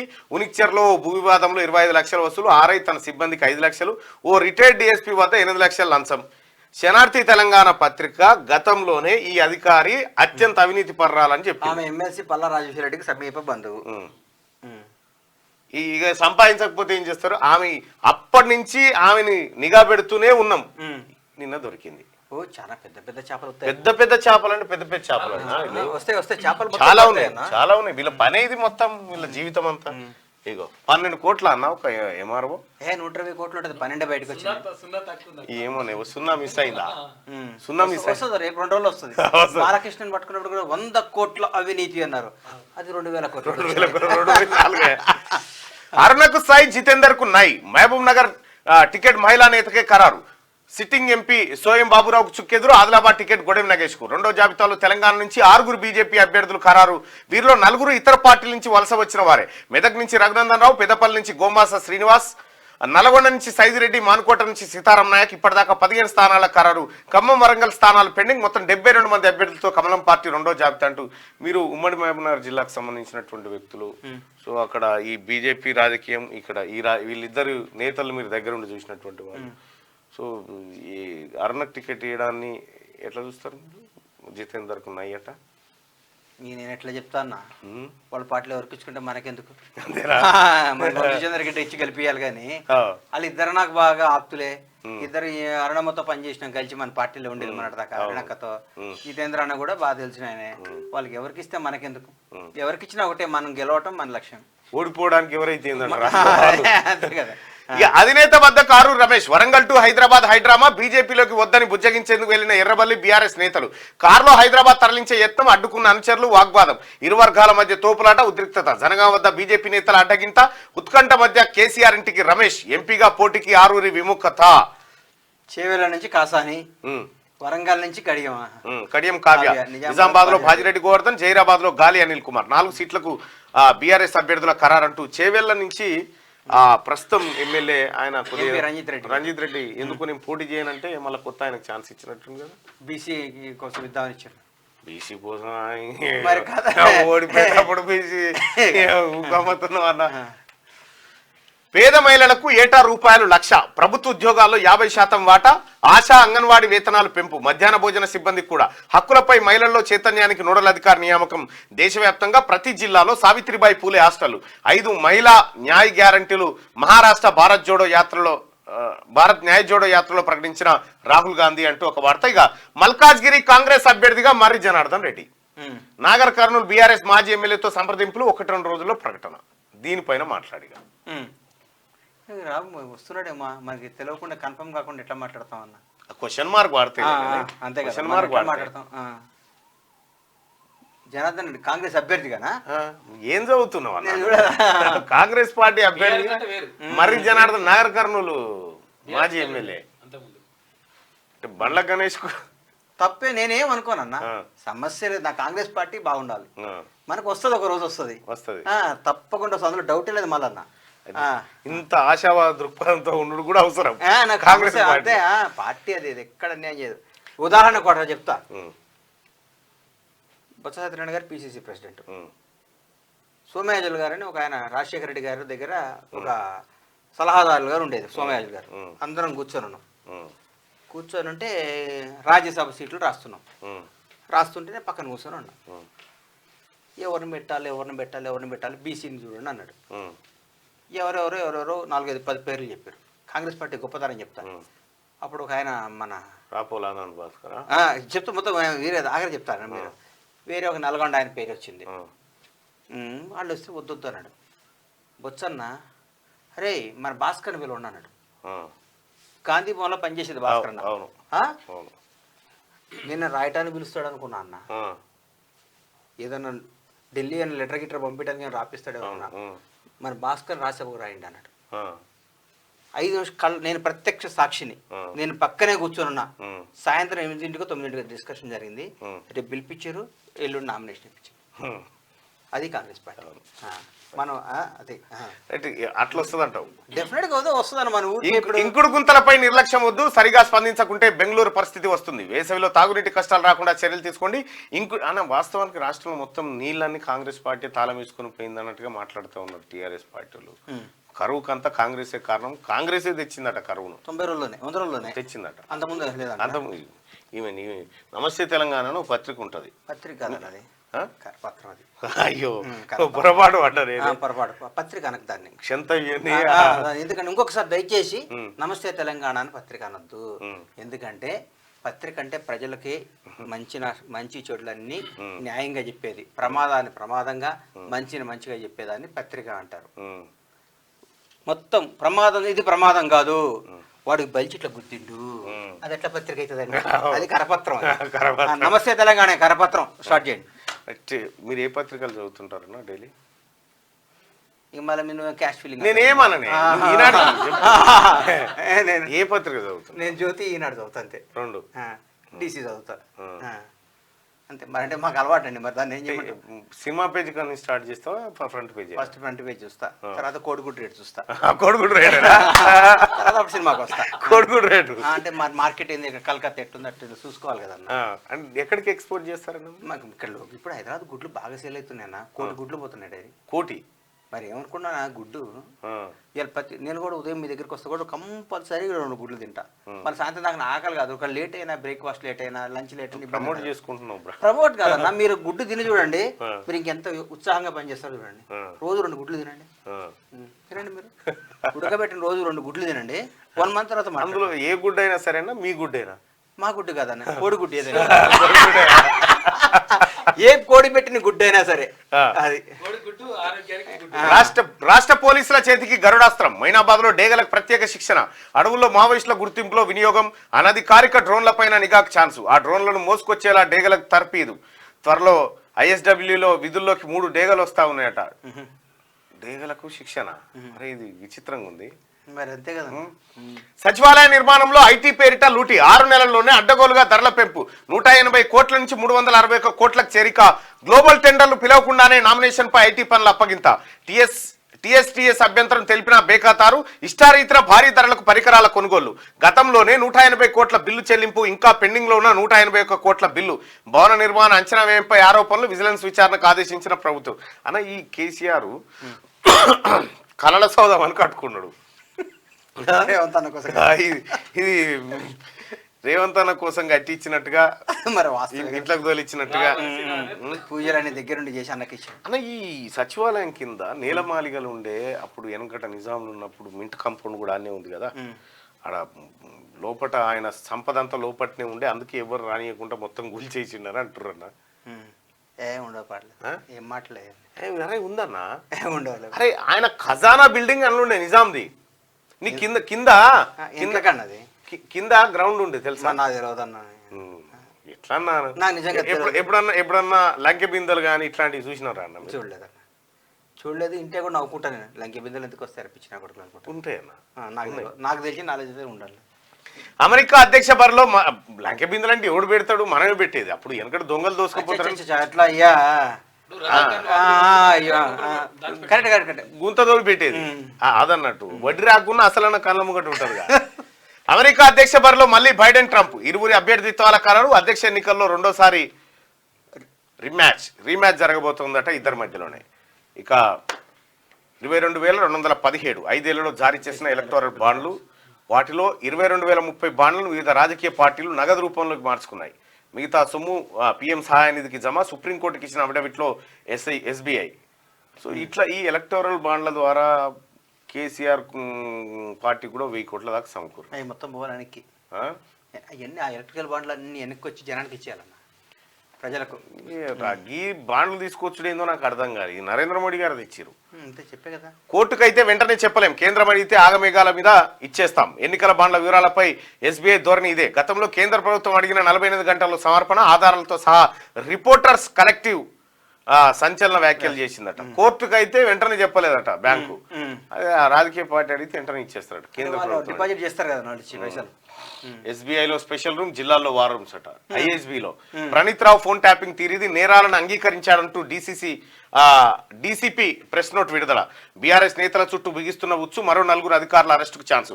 వరంగల్, కరీంనగర్, సిద్దిపేట, గజ్వేల్, కామారెడ్డిలో వార్ రూమ్స్. విపక్ష నేతలు, అధికారులు, వ్యాపారవేత్తలు. అరే మీరు అన్నట్టు ఉన్నారు కానీ వ్యాపారవేత్తలు, అధికారులు, విపక్ష నేతలు. ఓ వజ్రాల వ్యాపారి కోసం కూడా ట్యాపింగ్లట. ప్రణీత్ ప్రభాకర్ రావు పై సంధ్యా కన్వెన్షన్ ఎండి ఫిర్యాదు చేసిందట. అచ్చా, సంధ్యా కన్వెన్షన్ ఎండి ఈయన ఉన్నాడు కదా శ్రీధర్ రావు. అచ్చా, ఈయన కూడా ఈ ఫోన్ ట్యాపింగ్ లేదా నాకు ఇంత కలిసి నాకు అర్థం. మనోడు పాపం మేకను కూర్చున్నట్టు కోసేస్తారు వీళ్ళందరూ కలిసి. వీళ్ళందరూ తెప్పించుకుంటారు. ఈయన ప్రణీత్ రావు గారు పోలీస్ ఆఫీసర్ కదా, ఆయన ముందు పెట్టి గేమ్ ఆడారు. భయంకరమైన స్కామ్ అనేది ఇది. కానీ సీరియస్ తీసుకుంటే గవర్నమెంట్, కాంగ్రెస్ ప్రభుత్వం తీసుకుంటే కాదన్నా. ఇప్పుడు కేసీఆర్ లేకపోతే కేటీఆర్ ఎవరి ప్రమేయం లేకుండా సాధ్యమా? వాళ్ళ ప్రమేయంతోనే. క్యూ న్యూస్లో మీకు తెలియకుండా న్యూస్ వస్తుందా? ఏం మాట్లాడతారన్న? క్యూ న్యూస్లో మీరు లేరు, లేకుండా వచ్చి మాట చదివితే నువ్వు ఒప్పుకుంటావన్నా? కరెక్ట్. క్యూ న్యూస్ నేనే బాధ్యత. అంతే కదన్నా, మంచి అయినా చెడు నీదే కదన్నా. కానీ కేసీఆర్ అట్లా కాదు. ఆ సన్నాసులు ఏదో చేసి నాకేం సంబంధం అంటాడేమో. అటు ఒప్పుకోరు కన్నా. ఈసీల నియామకంపై రేపు సుప్రీం అత్యవసర విచారణ. నియామక బిల్లుపై అభ్యంతరం వ్యక్తం చేస్తూ గతంలోనే పిటిషన్లు. తాజాగా కోర్టుకు ఏడీఆర్. ఉత్తరాఖండ్లో ఉమ్మడి పౌర స్మృతి, బహుభార్యత్వంపై నిషేధం. బిల్లుకు రాష్ట్రపతి ముర్ము ఆమోదం. చట్టంతో మహిళలకు ప్రత్యేక హక్కులు వచ్చినట్టు ఒక వార్త. ఇవి ఆంధ్రజ్యోతిలో ఉన్నటువంటి వార్తలన్నా. ఇంకా ఏ టీవీ చూస్తుంటారన్నా మీరు ఎక్కువ? ఛానల్ ఏది చూస్తుంటారు? అన్ని చూస్తాను, ఎక్కువ ఎన్టీవీ, టీవీ9, జ్యోతి అన్ని చూస్తాను. అన్ని ఛానల్ తిప్పుతుంటా. ఎంత సమయం కేటాయిస్తారు న్యూస్ కోసం? హాఫ్ అన్ అవర్ అట్లా చూస్తా డైలీ. పొద్దున ఎన్ని గంటలకు లేస్తారండి? 5:10కి లేస్తా, 5:10కి లేచి కేబీఆర్ పార్క్ పోతా, వాక్ చేసి వస్తా, బ్లాక్ కాఫీ తాగినప్పుడు పేపర్లు చదువుతా, చదివి మళ్ళీ 7 స్నానం చేసి ఏదైనా టెంపుల్కి పోతా, వచ్చి బ్రేక్ఫాస్ట్ చేస్తా, బయటపడతా. షాద్ నగర్ ఎటు మీలాంటి పెద్దోళ్ళని కలవడానికి వస్తాం. మీలాంటి నిజంగా వార్తల్లోకి ఎక్కుతా ఉంటారు. వార్తలు అంటే మనం ఆటోమేటిక్గా ఎక్కుతాం, దాన్ని మనం ఏం చేయలేము. ఆటోమేటిక్ మనం ఎక్కాలని ఎక్కమన్నా ఆ వార్తలే మన మీద ఎక్కుతాయి. నేను ఏం చేయాలి? ఇక తెలంగాణపై బీజేపీ ఫోకస్, డబుల్ డిజిట్ కోసం ఆరాటం, మోదీ అమిత్ షా వరుస పర్యటనలు. 72 మందితో బీజేపీ సెకండ్ లిస్ట్, రాష్ట్రం నుంచి 6గురికి చోటు. ఇప్పటికే తొలి జాబితాలో 9 మంది పేర్లు. వరంగల్, ఖమ్మం స్థానాలపై సస్పెన్స్. బాపురావు, జితేందర్ రెడ్డిలకు షాక్ ఇచ్చింది Bharatiya Janata party. So Bharatiya Janata party వాళ్ళు మాకు డబుల్ డిజిట్ అంటారు. డబుల్ డిజిట్, డబుల్ ఇంజన్ సర్కారు, డబుల్ కథ అని చెప్తా ఉన్నారు. అయితే భారతీయ జనతా పార్టీ కూడా వలసవాదులకే ఎక్కువ టికెట్లు, ఇప్పుడు వచ్చిన వాళ్ళకే వెంటనే టికెట్లు మంజూరు చేసే కార్యక్రమం చేస్తా ఉన్నారు. రఘునందన్ రావుకు రిపీట్ చేసినట్టు అంతే. మొన్న ఏదో కొద్ది తేడాలో ఓడిపోయినట్టు కదా. 20,000 లోపే, 20,000 బిలో 20,000 దగ్గరకు వచ్చింది. కేంద్ర కేబినెట్ భేటీలో కీలక నిర్ణయాలు. ఢిల్లీలో 2 కొత్త మెట్రో కారిడార్ల నిర్మాణం, వివరాలు వెల్లడించిన అనురాగ్ ఠాకూర్. ఇంకా మరో 4 బీఆర్ఎస్ ఎంపీ అన్న. ఎప్పుడు బీఆర్ఎస్ వాళ్ళు పిలవలేదా అని పార్టీలోకి రమ్మని? పిలవలేదని పిలిచడం నాకు ఎందుకో నచ్చలేదన్నాడు. పిలవనందుకు నచ్చలేదా అని కాదు, నాకు ఆత్మాభిమానం చాలా ఎక్కువ. నన్ను ప్రేమించకుంటే నేను పలకరేని కూడా పలకరేను. మనం నా జీవితంలో నేను ఎప్పుడు అనుకుంటా, ₹1,00,000 ఉంటే నేను నెలకు ₹1,00,000 సంపాదించుకుంటా. ఒక ఆటో, దాంట్లో 1 కోటి గుడ్లు అన్న. ఎప్పుడన్నా కాదు నా మాటను, నా లైఫ్లో ఏంది, నాకు ఈ 100 కోట్లు ఇవన్నీ నాకు పక్కన పెట్టు అని మా పిల్లలకు కూడా చెప్తాను. ఒరే ఆటో నడపడం నాకు వచ్చు, గుడ్లు పల్టీ కొట్టడం వచ్చు, నేను గుడ్లమ్మని మిమ్మల్ని బతికిస్తాను, మీరు టెన్షన్ కాకుండా అని చెప్పాను. నాకు ఎంత ఇగో అన్న. ఇగో అంటే ఏంటంటే నన్ను ఇవ్వడం తొక్కాలని చూస్తేనా నన్ను అనుకుంటారా, ఆడేమ్మ పండ్లు, ఆడేమ్మ ఎక్కడ ఆడరా అనుకుంటారు కదా. నువ్వు వెళ్ళిపోతావు. ఎక్కడ ఇది ఏంటండి, ఇది ఎవరికన్నా ఇక్కడ రాష్ట్రానికి ముఖ్యమంత్రిగా చేసి, రాష్ట్రానికి పెద్ద పెద్ద చీఫ్ జస్టిస్లు చేసి దేశం చేసినట్టు కూడా కేబీఆర్ పార్క్లో వాక్ చేయాల్సిందే, షుగర్ కోసం, కంట్రోల్ కోసం. అంతే. ఇప్పుడు కోడి ఎరువు ఉంటదన్న, దాన్ని కూడా అమ్ముతాను నేను. అమ్ముడు కాదన్న, ఇప్పుడు ఎత్తినవా అన్న చేతితోటి? ఎత్తుడా నేను చేయను. 1983లో మాకు షాద్నగర్లో మా ఇల్లు ఇప్పుడు ఊరు మధ్యన ఉంది, కానీ ఊరు బయట ఉండేది. విపరీత మంచాలి, 8-9 డిగ్రీలు ఉండేది. పొద్దున్నే నిద్ర లేచి 4:30 అట్లా లేచి బై గాడ్ అన్న. ఇప్పుడు మోటార్ లేదు మాకు, కొంత దూరం బోర్లో నీళ్ళు కొట్టుకొచ్చి తీసుకొచ్చి కోడి గిన్నెలు తీసి, గిన్నెలన్నీ తోమి కడిగి, కోళ్ళకు నీళ్లు పోసి, ఆ పెంట అంతా నీట్గా చేసి, నీళ్ళు పోసి వచ్చి తయారై బస్ స్టాండ్కి వచ్చి మౌలిక స్కూల్కి పోయేవాడిని నేను. ఊరికే మనం ఏంది వీళ్ళు అందరూ చెప్పినట్టు, మా నాన్న యాక్చువల్లీ మేము విజ్ఞాన స్కూల్ గుంటూరు పోయి హాస్టల్లో ఉండేవు, ఫీజులు కట్టి చదువుకోలేదు. ₹20 అన్న మా fee, ₹20 bus free, bus pass. చాలా మనకు ఊరికే ఆటో నడిపొస్తుంది అన్న. ఆటో DCM నడుపుతా, ఆటో నడుపుతా, ట్రాక్టర్ నడుపుతా. ఏందన్నా ఎప్పుడన్నా కోడిగుడ్లు వేసుకొని పోయావా? అరే అమ్మేదన్నా. ఎక్కడెక్కడ మొత్తం అదే మా షాద్నగర్లో ఇచ్చేది. మా ఫాము మాది ఇప్పుడంటే పెద్ద ఫాము. మా ఫామ్ నుంచి గుడ్లు తీసుకొచ్చేది డ్రైవర్, లేకపోతే నైట్ కోళ్ళు. నేను చేయని పని లేదన్నా. కోడిని కోసినావా అన్న? కోడి ఏ రోజు కూడా పోస్ట్ మార్టం చేస్తా. కోడిని కోసి కోడిలో ఉన్న డిసీజ్ చెప్తాను నేను. ఇట్లా పేగు కోస్తే ఏంది, కాక్సి ఎట్లుంది, ఏముంది, లివర్లో ఏమైనా ప్రాబ్లం ఉందా, ఏ మందు వాడాలో కూడా చెప్తాను నేను. నాకు పోస్ట్ మార్టం చేస్తాను కోడి నేను. ఎందుకు చేయం? ఇంత అంటే ఇప్పుడు గుడ్డు ఉందన్న, 42 గ్రాముల గుడ్డు ఎప్పుడు వస్తుంది, 48 గ్రాముల గుడ్డు ఎప్పుడు వస్తుంది, 54 గ్రాముల గుడ్డు కూడా నేను చెప్తా. 18వ వారం గుడ్డు స్టార్ట్ అయితే 42 గ్రామ్స్ ఎక్కువ వస్తుంది. ఈ తెలంగాణ TRS గవర్నమెంట్ లో ఆ గుడ్లు తక్కువ రేట్ ఉంటుంది, ₹1 తక్కువ ఉంటుంది. మామూలుగా ₹4 గుడ్డు ఉందన్న, ఆ గుడ్డు ₹3 ఉంటుంది. ఆ గుడ్డు కొనుక్కొచ్చి అంగన్వాడీ పిల్లలకి అది అమ్ముతారు. ఇక్కడ TRS గవర్నమెంట్ లో స్కామ్, అది పెద్ద స్కామ్. ఒక స్కామా నీకు అర్థమైందన్నా? అవి ఫస్ట్ గుడ్లు ఉంటాయి, అవి మామూలుగా మేము కూడా తక్కువ రేటుకి అమ్ముకుంటాం. అందులో చిన్నగా ఉంటుంది, 42 గ్రాములే ఉంటుంది. మళ్ళీ మామూలు గుడ్డు 48-50 గ్రామ్స్ ఉండాలి. 50 నుంచి 52 గ్రాముల వరకు గుడ్డు ప్రోటీన్. వయసు ఎక్కువైపోతే 60 గ్రాములు ఉంటుంది, పనికి రాదు. అది కూడా అవునా? అది కూడా వేస్టే కదా. ముదిరిన గుడ్డు తీసుకోవద్దు. తీసుకోవటం కదా, ఇంతలా ఉంటుంది, పగిలిపోతుంది, దాని ఫీడ్ ఎక్కువ తిని గుడ్డు ఇస్తుంది అన్న. 120 గ్రాములు తిన్నా అదే గుడ్డు, 100 గ్రాములు తిన్నా అదే గుడ్డు. మాకు 100 గ్రాములు తిని మంచి గుడ్డు ఇవ్వాలి కానీ 120 గ్రాములు తిన్న అదే గుడ్డు ఇస్తారు, రేట్ అదే కన్నా నష్టమే కదా. 20 అందుకని ఆ గుడ్డు వద్దు మాకు. మాకు 100 గ్రాములు తినాలి, 50 గ్రాములు గుడ్డు ఇవ్వాలి మాకు. అంటే 50 గ్రాముల గుడ్డు మంచి టేస్టీగా అన్ని బాగుంటాయి అన్న. చిన్న గుడ్డు టేస్ట్ ఉంటది కానీ తక్కువ రేటు దొరుకుతుంది మార్కెట్ లో. దాని పాపం తీసుకొచ్చి అంగన్వాడి పిల్లలకి అది ఇచ్చి బిల్లు కొడతారు.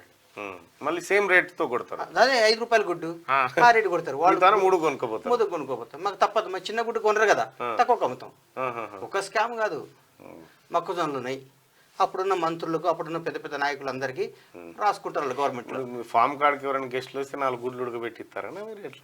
ఒకసారి పోదాం, బాగుంటుంది అన్న, పోదాం రండి ఎప్పుడన్నా. అంటే ఎప్పుడన్నా మీరు అంటే మీరు చికెన్ తింటారా ఎక్కువ? డైలీ గుడ్లు తింటా నేను, నాన్ వెజ్ విపరీతంగా తింటా. గుడ్లు ఎన్ని తింటారన్నా? డైలీ 2 గుడ్లు తింటా. డైలీ 2 గుడ్లు ఖచ్చితంగా కంపల్సరీ. అంటే చికెన్లో ఏ భాగం మీకు మంచిగా అనిపిస్తుంది? కాళ్ళు అంటే ఇప్పుడు బ్రాయిలర్ కోడి కంటే నాకు మా దగ్గర కల్బర్డ్స్ ఉంటాయి అన్న. కల్బర్డ్ అంటే నాటుకోడి అన్నట్టు. కల్బర్డ్ అంటే నాటుకోడికి మామూలు కోడికి డిఫరెన్స్ ఏంటంటే, ఈ బ్రాయిలర్ గుడ్డి 40 రోజులు తయారవుతుంది కోడి. నాటుకోడి 1.5 year. 1.5 year తర్వాత గుడ్డి ఎముక గట్టి పడుతుంది, ఈ ఫ్లష్ ఉండదు, అంత బాగుంటుంది. కాబట్టి దాన్ని కొట్టి బాగా వండితే చాలా టేస్ట్ ఉంటుంది అన్న. అంటే మన బైకాడ ఉందా అడ్డ? బ్రహ్మాండంగా రండి, పోదాం కదా, లుంగి కట్టి మనం చేసుకుందాం అంతే. వ్యవసాయం అంటే పౌల్ట్రీ కాకుండా ఇంకేమైనా వ్యవసాయం ఉంది కన్నా. ఏం పండిస్తారన్నా? మాకు ఒక దగ్గర వరి పండిస్తామన్నా, ఒక 40 ఎకరాలు. కాదు మామూలు తోటల కూరగాయలు అవన్నీ వేసుకుంటాం. వ్యవసాయం లాభసాటి లేదని చేసేవాళ్ళు లేరని మా దగ్గర ఒక దాదాపు ఒక 800 ఇక్కడ ఒక 800 నుంచి 1000 మంది వర్కర్స్ ఉంటారన్న. వాళ్ళందరూ కూరగాయలు ఇవ్వటం అట్లా పండించుకుంటారు. గేదెలు ఆటో ఎప్పుడన్నా పల్టీ కొట్టించేవాళ్ళ? కొత్తలో ఆటో కొట్టియలేదన్న. కొట్టియలేదు. ఇప్పుడు గుడ్లు పడగొట్టేది చాలాసార్లు పోయేది. ఇట్లా ఇట్లా 20 ట్రైలు గుడ్లు ఇట్లా పెట్టేది, ఒక్కోసారి మిస్ అయ్యేది బాబు. రోజుకి ఎన్ని గుడ్లు డ్యామేజ్ అవుతుంటాయన్నా మీ దాంట్లో? ఇప్పుడు దాదాపు 7-8 వేలు గుడ్లు డ్యామేజ్ అవుతాయి. డ్యామేజ్ అయితే మరి ఏం చేస్తారన్నా? డ్యామేజ్ అంతా డ్యామేజ్ అయిన గుడ్లన్నింటినేమో లిక్విడ్ చేసి మేము తెచ్చుకుంటాము. డ్యామేజ్ అయిన గుడ్లు కూడా నీట్గా దాన్ని పగిలిన గుడ్లు లిక్విడ్ చేస్తాం. లిక్విడ్ చేసి ప్యాకెట్లు కూడా అమ్ముతాం అన్న. అవునా? అది తప్పేముంది, గుడ్డు పగులుతుంది అన్న, దాన్ని ఇమ్మీడియట్గా లిక్విడ్ చేసి ప్యాక్ చేసేస్తాం. జిప్ ప్యాక్ ఉంటుంది కన్నా, ఆ జిప్ కిలో లెక్క అమ్ముతాం. కిలో 80 రూపాయలు 100 రూపాయలు అట్లా. అట్లా కూడా అమ్ముకోవచ్చు. కోడి పెంట కూడా అమ్ముకుంటాం అన్న, ఫుల్ డిమాండ్. ఒక బస్తా 80 రూపాయలకి అట్లా అమ్ముతాం. కోడి పెంట కర్ణాటక బాగుపోతుంది ఆ లీటర్. అది ఇక అందులో వేస్టేజ్ ఏముంది? ఏం లేదంటుందిగా. ఫీడ్ రేట్ కొంటమే వేస్ట్ కదా, బాగా లాస్ అన్నది. ఒక కోడి పిల్ల ఎంతకు దొరుకుతుంది అన్న గుడ్లు పెట్టి? ఇక 44 రూపాయలు ఒకటి. 44. దాన్ని ఎన్ని రోజులు పెంచాల్సి ఉంటుంది? 6 నెలలు పెంచాలి. 18 వారాలు గుడ్లు ప్రొడక్షన్ స్టార్ట్ అవుతుంది. గుడ్లు స్టార్ట్ అయినాక 360 eggs వస్తాయి అన్న. 360 గుడ్లు పెడుతుంది. 360 గుడ్లు పెట్టినా దాన్ని కలబడిగా అమ్మేస్తాం. అంటే ఎక్కడ అమ్ముతారు? కలబడి అంటే మన కటింగ్ అమ్ముతాం. అది బాగా మహారాష్ట్ర, కర్ణాటక బాగా డిమాండ్ అయ్యి. కాదన్నా అవి గుడ్లు పెట్టే అదే దాన్ని నాటుకోడి అంటారు. మీరు హోటల్లో పోయి నువ్వు నాటుకోడి ఇరా అంటావు కదా, అదే మాది అదే నాటుకోడి. గుడ్లు పెట్టే అరే గుడ్డు పెట్టి నాకు ఎంత బాగుంటుంది అన్న. నీకు ఎప్పుడన్నా నా మాటను నేను కలబడి పంపిస్తా, తిను ఒకసారి. అవునా? మళ్ళీ గణేష్ అన్న నాకు అది పంపి అంటాను. అంత గట్టిగా ఉంటుంది? అరే అద్భుతంగా ఉంటుంది అన్న. ఏ గుడ్లు పెట్టి దానికి ఏం దమ్ము ఉంటుందని నేను అనుకుంటాను. అట్లా అనుకుంటాను. మాట్లాడి తిని మరి మన దగ్గర వాయిస్ ఏముందని ఉంటుంటుంది. కాదు అది కాదు, నాకు జనరల్ గా నాకు తెలియదన్న. తెలియక చెప్తున్నా అన్న, తెలియకేమన్నా అన్ని దెబ్బతినేది. నా కల్బాడుకున్న రుచి నాటుకోడి కూడా ఉంటుంది, చాలా రుచి ఉంటుంది. అంటే రేటు సేమ్ ఉంటుంది అన్న? సేమ్ ఉంటుంది అన్న. దీనికి బాయిలర్ గట్టి తక్కువ ఉంటుంది. ఇంకా కిలో ఇవాళ 50 రూపాయలు ఎంత ఉందన్న. 50 రూపాయలు అంతే. రైట్గా మెజార్టీ సీట్లే టార్గెట్. ఎంపీ స్థానాలపై తీవ్ర ఉత్కంఠ. సీటు కోసం సీనియర్ల పట్టు. ఆచితూచి వ్యవహరిస్తున్న కాంగ్రెస్, బీఆర్ఎస్, బీజేపీ నుంచి ఆశావాహుల తాకిడి. అంతర్గత సర్వేలు చేస్తున్న ఏఐసిసి బలమైన వ్యక్తులను బరిలో దింపేందుకు కసరత్తు. మరో 2-3 రోజుల్లో తుది జాబితా వచ్చే ఛాన్స్. సీట్లు దక్కని నేతలకు ప్రత్యామ్నాయాలకు హామీ ఇస్తా ఉన్నారట. ఏమన్నా కార్పొరేషన్లు గట్రా ఇంకేమైనా ఉంటే హామీలు ఇచ్చి కాంగ్రెస్ పార్టీలో పనిచేసి మంచిగా ఉన్న వాళ్ళకి ఇస్తే బాగుంటుంది అన్న. రైట్. ప్రజలు చీకొట్టినా కేసీఆర్ బుద్ధి రాలేదు. అబద్ధాల పునరాల మీద బీఆర్ఎస్ పార్టీ నడుస్తుంది. మేడిగడ్డలో పిల్లర్లు కుంగిపోవడం కేసీఆర్ చిన్న విషయమా? రాష్ట్ర ప్రజలను 10 ఏళ్లు కేసీఆర్ మోసం చేసిండని చెప్పి బండి సంజయ్ అంటుండు. ప్రజలు చీకొట్టి కేసీఆర్కి నిజంగా ఏమనిపించదా అన్న? జనం తిడతా ఉన్నా ఇవ్వండి పట్టించుకోకుండా. ఆయన తెలియదు కానీ పేపర్ చదవడు. చదవడా? ఆరూరి హైడ్రామా బీజేపీలో చేరాలని ఆరు రమేష్ నిర్ణయం. ఆయన ఇంటికి వెళ్ళిన ఎర్రబల్లి బసవరాజ్ సారయ్య. హరీష్ రావు పంపాడంటూ కారులో తీసుకెళ్లిన వైనం. ఇక తమ్ముడితో బంధుత్వం కట్ తీవ్రంగా మండిపడ్డ మమతా బెనర్జీ. ఎంపీ అభ్యర్థుల ఎంపికను తప్పుపట్టిన బబున్ బెనర్జీ. వారసత్వ రాజకీయాలను నమ్మను బెంగాల్ సీఎం మమతా బెనర్జీ. ఇక ఇద్దరు ఎన్నికల కమిషనర్ల నియామకం. పాడైంది పన్ను కాదు వెన్నుముక అని చెప్పి ఇక నేను పార్టీ మారట్లేదు బీఆర్ఎస్ ఎమ్మెల్యే కడియం శ్రీహరి అంటా ఉన్నాడట. ఇక ఇవాళ నీలం మధు తెలుసాను? నీలం మధు ఇవాళ జన్మదినం ఉంది. నీలం మధు అలాగే మా కెమెరామెన్ బర్త్డే రా భరత్ ఒకసారి. భరత్ భాయ్ విషయం చెప్తా. Many happy returns of the day. ఈ రోజు నా వైఫ్ బర్త్డే. అవునా? నా భార్య బర్త్డే.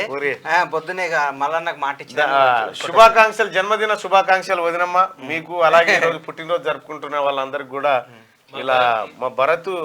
ఎన్న పుట్టినరోజు వయసు అడిగితే ఎంత 30 అంటే 26.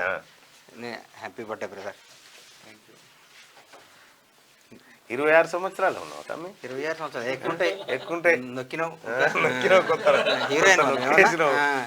జన్మదిన శుభాకాంక్షలు. జన్మదినాలు ఇంకెన్నో చేసుకోవాలని భరత్ భగవంతుని కోరుకుంటున్నా. అలాగే భవిష్యత్తుని వదినమ్మ మీకు కూడా సుఖ సంతోషాలతో ఉండాలి. మీ కుటుంబం కూడా చల్లగా ఉండాలి. అట్లాగే అన్నకు మిత్రుడు నీలం మధుకు కూడా జన్మదిన శుభాకాంక్షలు. యంగ్ డైనమిక్ లీడర్ ఇప్పుడు కాంగ్రెస్ పార్టీలో. మాటలో మానవత్వం, నడకలో గంభీరం, పేరులో అభిమానం, ఆదరించిన ప్రతి ఒక్కరికి గుండె ధైర్యం. పేర్లో అభిమానం అంటే ముదిరాజు అని అభిమానం అంతే కదా. అన్న అని పిలిస్తే జరగని చిరు. నిజంగా చెప్తాను కదా నీలం మధు గురించి చెప్తాను నేను మాట. ఇక్కడ చాలా మంది పేదవాళ్ళు వస్తారన్న నా ఆఫీస్కి. ఎంతో మంది పిల్లలకు ఒక్కొక్కరికి సర్జరీకి 1,00,000-2 లక్షలు అవుతుంటాయి అన్న. నాకు ఒకటే మాట చెప్తారు, అన్న ఎవడన్నా పేదోడు నిజంగా వస్తే నాకు ఫోన్ చేయంటాడు. ఇట్లా నాకు ఒక 50 మంది దాకా హెల్ప్ చేసిండు అన్న. 50 మంది దాకా ఒక పాపను చదివిపిస్తా ఉన్నా, ఒక 2 పిల్లల్ని చదివిపిస్తా ఉన్నా. నాకు బాగా తెలుసు అన్న. చాలా మంచి పర్సన్. అలాంటి మంచి రాజకీయ భవిష్యత్తు ఉండాలని కోరుకుందాం. ఉంటుంది అన్న, ఉంటుంది 100% ఉంటుంది. ఇంకా దిశా పత్రిక చూద్దాం. దిశా పత్రికది 4వ వార్షికోత్సవం. వాళ్ళకు కూడా శుభాకాంక్షలు. ఇది అరే అచ్చా రైట్. ప్రతి మహిళకు ఏడాదికి ₹1,00,000, ఉద్యోగాల్లో 50% రిజర్వేషన్. నారీ న్యాయ హామీ ప్రకటించిన కాంగ్రెస్ అంటూ ఒక వార్తను చూస్తా ఉన్నాం. ఇక రేవంత్ సర్కార్ 100 days. గత ప్రభుత్వ అవినీతి కుంభకోణాల వెలికితీతలో సక్సెస్. సరికొత్త నిర్ణయాలతో ప్రజలకు మరింత చేరువ. గ్యారంటీల అమల్లో తడబాటు. నేటి ఉదయం 11 గంటలకు దిశ స్పెషల్ ఎడిషన్ ఇవ్వబోతా ఉంది 100 రోజుల పరిపాలన పైన. ఇక అన్న మీరు చదవండి. ట్యాక్స్ పేయర్లకు నో రేషన్. అధిక ఆదాయం ఉన్న వారికి, భూస్వాములకు సైతం కార్డులు కట్. తెల్ల కార్డులు ఉన్న వారికి అర్హతలపై సర్కారీ స్టడీ. పేదలకు మాత్రమే కొనసాగించాలని నిర్ణయం. బోగస్ ఏవేతపైన ప్రభుత్వం ఫోకస్. ప్రజాధనం దుర్వినియోగం కాకుండా చర్యలు. సివిల్ సప్లైస్, రెవెన్యూ శాఖల కసరత్తు. కార్డులు లేని పేదవారికి కొత్తవి జారీ చేసే ప్లాన్. రైతు బంధు పడ్డదన్న మీ గతంలో? పడిందన్న. మరి ఇప్పుడు ట్యాక్స్ పేయర్ మీరు, మీకు నిజంగా రైతు బంధు అవసరం ఉండేనా? వద్దు, నేను అన్న అడిగినా. నేను అడిగితే తప్పు, ఇస్తే తీసుకోరా. ఇస్తే తీసుకుంటాను. అది 100% కరెక్ట్ అన్న. ట్యాక్స్ పేయర్కి ఎందుకు అవసరం? ఒరిజినల్ రైతుకు కదా ఇవ్వాల్సింది. ఫిల్మ్నార్ క్లబ్ లో ఒక పెద్ద ఆయన రెడ్డి గారు కార్డ్స్ ఆడుతున్నాడు. ఏం సార్ నాకు 80 లక్షల రైతు బంధు వస్తుంది, ఇంక నేనేం చేయాలంటున్నా. 80 లక్షల రైతు బంధు అంట. నలుగురితో బీఆర్ఎస్ 2వ జాబితా రిలీజ్ చేసిన అధిష్టానం. మొత్తం 9 స్థానాల క్యాండిడేట్స్ ఫైనల్. పెండింగ్ లో మరో 8 స్థానాలు ఉన్నాయి బీఆర్ఎస్ పార్టీ. ఇక బీజేపీ సెకండ్ లిస్టు మొత్తంగా 15 స్థానాలు final, 2 pending. Warangal ticket Aruri Ramesh కు కేటాయించే ఛాన్సు. ఖమ్మం టికెట్ జలగం వెంకట్రావుకు. మొత్తంగా 72 మంది అభ్యర్థులతో రిలీజ్. రాష్ట్రంలో 6 సెగ్మెంట్ల క్యాండిడేట్స్ ప్రకటన. మై హోమ్ కు నోటీసులు. విచారణకు హాజరు కావాలని సర్కార్ ఆదేశం. సిమెంట్ కంపెనీల కబ్జా, భూదాన్ కబ్జాపై దర్యాప్తు. 16న CCLA దగ్గర ఎంక్వైరీ. 2012 నుంచి కొనసాగుతున్న వివాదాలు. My home company, my home cement, my home అరాచకాలు మామూలుగా ఏం లేవు. మై హోమ్ విభత్సమైన అరాచకాలు. కేసీఆర్ అధికారంలో ఉన్నన్ని రోజులు దున్నుకున్నారు వీళ్ళు. ఎక్కడ దొరికితే అక్కడ. నోరు తెరవచ్చు కదండి. తినడం కదా, వాస్తవాలుగా అన్న మాట్లాడుతున్నాడు మనం ఏమో. ఆరోగ్యశ్రీ కొత్త కార్డులు ప్రైవేట్ సంస్థల తరహాలో ఒక యూనిట్ గా ఫ్యామిలీ ఆరోగ్య శాఖ సూత్రప్రాయ నిర్ణయం. ప్రణీత్ రావుకు 14 రోజులు రిమాండ్, చెంచల్గూడ జైలుకు తరలింపు, ఫోన్ ట్యాపింగ్ కేసు విచారణ. ఇది చూడండి అయినా ఈ నిరంజన్ రెడ్డి గారిని చూస్తే ఇంత అనిపిస్తుందండి. ఏందో అంత పెద్ద మనిషి, ఆయన చాలా తెలివిగల్లోడు, జెంట్లీమెన్ అనుకునేది. అధికారంలోకి వచ్చి 2వ రోజే ఇంకేంత రైతు బంధు పడలేదని స్టేట్మెంట్ ఇచ్చారు. ఎందుకు రేవంత్ రెడ్డి బీజేపీకి రేవంత్ రెడ్డి గులాం అంట. గులాం చేసింది వీళ్ళు, ఈ రోజు చేస్తుంది వీళ్ళు, ఇలా మనుషులు పంపిస్తుంది వీళ్ళు. ఆరుమూరు రమేష్ పిలిచి కూడా నువ్వు బీజేపీ వెళ్తే ఎట్లుండే క్లాస్ బీకి పంపించింది వీళ్ళు. విషయం ఏంటంటే ఇప్పుడు ఈ సైద్ రెడ్డి తర్వాత వీళ్ళు ఆ తర్వాత కొంతమంది బీఆర్ఎస్ నాయకులు బీజేపీలో చేరుతుంది, వాళ్ళు చేరతలేరు, వీళ్ళు పంపిస్తున్నారు. అంటే వాళ్ళ కాడ వీళ్ళు ఉంటాయి కదా కొన్ని ఆట కోసం. ఇదేదాన్ని మాకు ఇంత మనిషి ఇప్పుడు మా వీళ్ళ పాలమూరు మామూలు జిల్లా అయినా రేవంత్ అన్న ముఖ్యమంత్రి ఆనందపడాలి. అరే మన జిల్లాని ఇంకా బాగు చేయండి అయ్యా, ప్రమాణం చేయని చెప్పుకోవాలి. కానీ నువ్వు ఒక మన ఊరవకులేని గుణం ఏందండి నాకు అర్థం కాలేదు. మాట్లాడితే ఏందో నిరంజన్ రెడ్డి గారు ఇట్లా మాట్లాడతాడు నాకు అర్థం కాదు. మంత్రిగా పనిచేసి పెద్ద మనిషి ఆయన. 13.5 లక్షల కోట్ల ఆవిరి, స్టాక్ మార్కెట్ లో భారీగా పత్రం, సెన్సెక్స్ 900, నిఫ్టీ 338 పాయింట్లు డౌన్. ఎప్పుడన్నా స్టాక్ మార్కెట్ లో ఉన్నాయన్నా మన షేర్స్ ఉన్నాయి కానీ ఇట్లా అమ్మటం కొనటం ఉన్నాయి, ఎలాంటి కొని పెట్టుకున్నాయి ఉన్నాయండి అంతే. ఉంటాయండి. టికెట్ల టెన్షన్, గాంధీ భవన్ లో నేతల హడావిడి, 13 ఎంపీ సెగ్మెంట్ల నుంచి దీపాదాస్ ఫీడ్బ్యాక్, ఎమ్మెల్యేలు కంటెస్టెడ్ నేతల నుంచి అభిప్రాయ సేకరణ. 1-to-1 నిర్వహించిన ఏఐసిసి ఇన్ఛార్జ్. ఇక 16 కార్పొరేషన్ల ఏర్పాటు చారిత్రాత్మక నిర్ణయం, ముదిరాజ్ కార్పొరేషన్ ఏర్పాటును స్వాగతిస్తున్నాం, అన్ని స్థానాల్లో కాంగ్రెస్ అభ్యర్థులను గెలిపించుకుంటాం, కాంగ్రెస్ రాష్ట్ర నాయకుడు నీలం మధు ముదిరాజ్ సీఎం చిత్రపటానికి పాలాభిషేకం. ఇక కార్పొరేషన్ చైర్మన్ల జాబితా రెడీ అయిందని చెప్పి ఒక వార్తను చూస్తాను. డిఏలపై నో క్లారిటీ, కేబినెట్ మీటింగ్ లో నో డిస్కషన్, 4 డిఏలు పెండింగ్ లోనే, అసహనం వ్యక్తం చేస్తున్న ఎంప్లాయీస్. ఇటీవల ఉద్యోగులు ఉపాధ్యాయులతో సీఎం మీటింగ్, చెల్లించేందుకు సానుకూలం అంటూ హామీ, మంత్రివర్గ సమావేశంలో మాత్రం ప్రస్తావన కరువు. నేడు కేబినెట్ సబ్ కమిటీ భేటీ, జీవో 317 పై ఆయా శాఖల అధికారులతో మీటింగ్. డిఏలపై నో క్లారిటీ, 4 డిఏలు పెండింగ్ లో ఉన్నాయి. ఆ 4 డిఏల పైన ముఖ్యమంత్రి గారు నిర్ణయం తీసుకుంటారని చాలా మంది ఉద్యోగస్తులు ఎదురు చూస్తున్నారు. బహుశా ఉద్యోగస్తులకైతే అన్యాయం కానివ్వడు. కేసీఆర్ చేసిన పెంట అంతా గడగడానికే సమయం పోతా ఉంది, ఆ పెంట కడిగేస్తానికే సమయం పోతా ఉంది. ఆఖరికి ఏడుకొచ్చిరు ప్రభుత్వ ఉద్యోగులకు జీతం ఎప్పుడు పడుతుందో తెలియక కాడి నుంచి 1 తారీఖే వాళ్ళకి జీతం వస్తుందనే పని దాకా తీసుకురాగలిగినాం 100 రోజుల్లో. రైట్గా ఆదాబ్ హైదరాబాద్. సిఏఏ కోసం త్వరలో హెల్ప్ లైన్ పోర్టల్ను సిద్ధం చేస్తున్న హోంమంత్రిత్వ శాఖ. రానున్న రోజుల్లో భారత్ అగ్రగామిగా నిలుస్తోంది. దేశ ప్రాధాన్యాలు గుర్తించడంలో కాంగ్రెస్ విఫలమైందట. సెమీ కండక్టర్ తయారీ పరిశ్రమ ఏర్పాట్లో జాప్యం. 10 ఏళ్ల నుంచి ఈయననే ఉండు. ఇప్పుడు ఏమన్నా అంటే నరేంద్ర మోడీ గారు ఏమన్నా అంటే శ్రీరాముడు అని ఇప్పుడు తర్వాత మాట్లాడదాం. శ్రీరాముడి గారు ప్రధానమంత్రి. ఇప్పుడు ఆయన ఏమనంటే నెహ్రూ పాపం అంటాడు, ఏమనంటే నెహ్రూ పాపం, గాంధీ కుటుంబం, నెహ్రూ ఈ మంచి సార్ ఇది నేను చేసిన అంటాడు. ఏదన్నా ఉంటే నేను చేసిన. ఒక ప్రధానమంత్రి ప్రెస్ మీట్ పెట్టకుండా 10 ఏళ్ళు పరిపాలించిన ప్రధానమంత్రిని చూసిరా ఈయననేగా, ఈయన తప్పేవాళ్ళు చేయలే. ఈ వాస్తవానికి కూడా నేను ఒక చూసిన ఒక వీడియో చూసిన, ఖుద్దు ఈయననే చెప్పిండు, పడ్నా లిఖనా నియాతే అన్నాడు, డిగ్రీ వచ్చింది. మన డిగ్రీ వచ్చింది. ఏమి ఫేక్ డిగ్రీ ఏందని కేజ్రీవాల్ అంటే కేజ్రీవాల్ మీద కేసు ఈడీ వచ్చింది. ఈడీ వచ్చింది అన్న. మీ మీద ఐటీ రైట్స్ కాలేదు? 3 సార్లు అయినాయి. 3 సార్లు అయినాయి. ఏం చేసిరన్న మొత్తం చెక్ చేసి పట్టుకున్నారు. పొద్దున్నే వచ్చారు 3 సార్లు. వాళ్ళు అన్ని లెక్కలు అడుగుతారు, అన్ని అడుగుతారు. మనకు తెలివి ఉన్నాయి అడుగుతారు, మనం ఏం చెప్తాం? ఉన్నాయి చెప్తాం, ట్యాక్స్ ఇస్తారు, కడతాం, బయటకు రావాలి. అంతేనా? మన అంతకంటే ఏం చేస్తాం? ఎన్నిసార్లు పట్టుకున్నారు? 3 సార్లు వచ్చింది. ఏమన్నా కట్టారా? 10 కోట్లు కట్టినా. చాలా కట్టిరా? ప్రజా తీర్పును చులకన చేస్తున్న కేసు. ఐటీ వాళ్ళు వచ్చినప్పుడు ఆ వాతావరణం ఎట్లుంటుందన్న ఎంటర్ కాగా? మేము వచ్చి మామూలుగానే పాపం వాళ్ళు ఏంది వచ్చి కూర్చుంటారు. ఎవరో నేను మనం అనుకుంటే చెప్పకుండా వచ్చేయండి అంటారు. మేము ఐటీ డిపార్ట్మెంట్ అనగానే అప్పుడు మనం కూర్చుంటాం. అప్పుడు అన్ని అడుగుతారు, చూసుకుంటారు, మనం కూర్చుంటాం. నేనైతే ఫస్ట్ టైం కొంచెం టెన్షన్ పడ్డా. 2వ సార్ అన్ని ఇచ్చి, సార్ ఇక్కడ చాపేసుకొని పడుకుంటా, మీరు పనులు నాకు లేపండి, 100 సార్లు నేను ఆన్సర్ చేయను అని చెప్పి పడుకున్నాను. తెల్లారి నాకు 3ంటికో 2ంటికో లేపారు. లేపినాక అడిగితే నేను సంతకాలు పెట్టాము, అక్కడ మాట్లాడుతున్నాను. అంటే మరి పన్ను కట్టాలి కదన్న మీరు కూడా? అరే కట్టినామండి, కట్టినా కూడా పడితే మనం ఏం చేస్తాం? పన్ను కట్టినా కూడా ఇస్తామన్నా. ప్రజా తీర్పును చులకన చేస్తున్న కేసీఆర్ అత్యాశకు కాళేశ్వరం బలి, అవినీతి అన్నారం సుందీలకు కూడా పాకింది. వెన్నుముక లాంటి మేడిగడ్డ కుంగితే పన్నుతో పోలిక, సమస్యను చిన్నదిగా చేయడం దుర్మార్గం. కేసీఆర్ అవినీతి అహంకారానికి మూర్ఖత్వానికి నిదర్శనం కాళేశ్వరమే. కేసీఆర్ వ్యాఖ్యలపై మండిపడ్డ రాష్ట్ర పౌర సరఫరాల పౌర సంబంధాల శాఖ మంత్రి పొంగులేటి శ్రీనివాసరెడ్డి ఇక రెండో జాబితా విడుదల చేసిన భారతీయ జనతా పార్టీ ప్రతి నియోజకవర్గానికి 3,500 ఇందిరమ్మ ఇండ్లు. మీ తన డబుల్ బెడ్రూమ్ ఇల్లు కట్టిరానా కేసీఆర్? షాద్నర్లోనా కట్టిండు. ఎన్ని కట్టినా? ఒకటి ఒక 100-200 కట్టాను. ఎత్తి ఇందిరమ్మ ఇండ్లు లేవు ఊర్లో పొంటి? ఎప్పుడు నుంచి చిన్నప్పటి నుంచి కన్నా. ఎత్తిపోతల పథకం పునరుద్ధరణ పనులకు 53,58,00,000 మంజూరు. సాగులోకి 25,000 ఎకరాలు. 2 నియోజకవర్గాల్లో ఇంటిగ్రేటెడ్ మోడల్ స్కూల్ మంజూరు కామి. కోదాడలో ఉప ముఖ్యమంత్రి బట్టి విక్రమార్క. పార్లమెంట్ ఎన్నికల్లో గెలిపే ధీమాగా పార్టీలు ఎవరికి వారు డబుల్ డిజిట్ సాధించాలని తాపత్రయం. పార్టీల పరంగా డబుల్ డిజిట్ కొట్టే అదృష్టవంతులు ఎవరో. తెలంగాణ రాష్ట్రంలో ప్రతి పార్టీ కూడా డబుల్ డిజిట్ కోసం ప్రయత్నం. ట్రయాంగిల్ డబుల్ డిజిట్ అంటే ఇక 10 రావాల్సిందే, 10+ రావాల్సిందే. ఒకవేళ ఎవరికన్నా కొన్ని తక్కువ వస్తే ముంగడ 0 పెట్టుకుంటారు.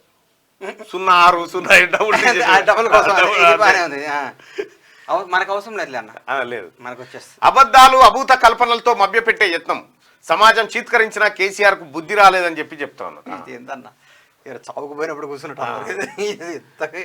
ఆ వార్తల్లో వాస్తవం లేదు. నేను బీఆర్ఎస్ లోనే ఉన్నాను, అమిత్ షాను కలవలేదు. అమిత్ షాను కలిసినట్టుగా నా దగ్గర ఫోటోలు ఉన్నాయి. ఇక నువ్వు మళ్ళీ అట్లా అనకి. ఇక మరి కేసీఆర్ తో భేటీ అనంతరం మీడియాతో ఆరు రమేష్ ఈడ భేటీ అయిన మళ్ళీ పోయిందట. కన్ఫర్మేనా? పోయిందట, పోతాడట. అయిపోయేటట్టుందన్న. వరంగల్ ఉండేటట్లేడు, ఎందుకంటే ఆయన వేరే ఉన్నాయి కదా. ఈనాడు పత్రికలో సుప్రీం ప్రశంస, వంట మనిషి కుమార్తెకు సుప్రీంకోర్టు జడ్జీల సత్కారం అట. అగో వా, హృదయాలను కదిలించే అరుదైన ఘట్టం సుప్రీంకోర్టులో చోటు చేసుకుంది. కోర్టులో వంట మనిషిగా పనిచేస్తున్న అజయ్ కుమార్ సమాల్ అనే వ్యక్తి కుమార్తె యువ న్యాయవాది ప్రజ్ఞ అమెరికాలోని కాలిఫోర్నియా మిషిగాన్ యూనివర్సిటీలో ఉపకార వేతనంతో న్యాయశాస్త్రంలో మాస్టర్ చేసే అవకాశం వచ్చింది. దీంతో బుధవారం ఉదయం కోర్టు ప్రారంభమయ్యే ముందు జడ్జీల లాంజ్లో సిజే జస్టిస్ డివై చంద్రచూడ్ సహా సుప్రీంకోర్టు న్యాయమూర్తులు అందరూ సమావేశమై కరతాళ ధ్వనులతో ప్రజ్ఞాను అభినందించారు. ఆమె తల్లిదండ్రులను సన్మానించారు. ఈ సందర్భంగా జస్టిస్ డివై చంద్రచూడ్ మాట్లాడుతూ దేశానికి సేవలు అందించేందుకు ప్రజ్ఞ మళ్లీ భారత్కు తిరిగి వస్తుందని విశ్వసిస్తున్నామన్నారు. రాజ్యాంగంపై రాసిన 3 పుస్తకాలపైన సుప్రీంకోర్టు న్యాయమూర్తులందరూ సంతకాలు చేసి ఆమెకు బహుకరించారు. గ్రేట్ అమ్మాయి. సిజే జస్టిస్ డివై చంద్రచూడ్ ఆశీస్సులు తీసుకుంటుంది.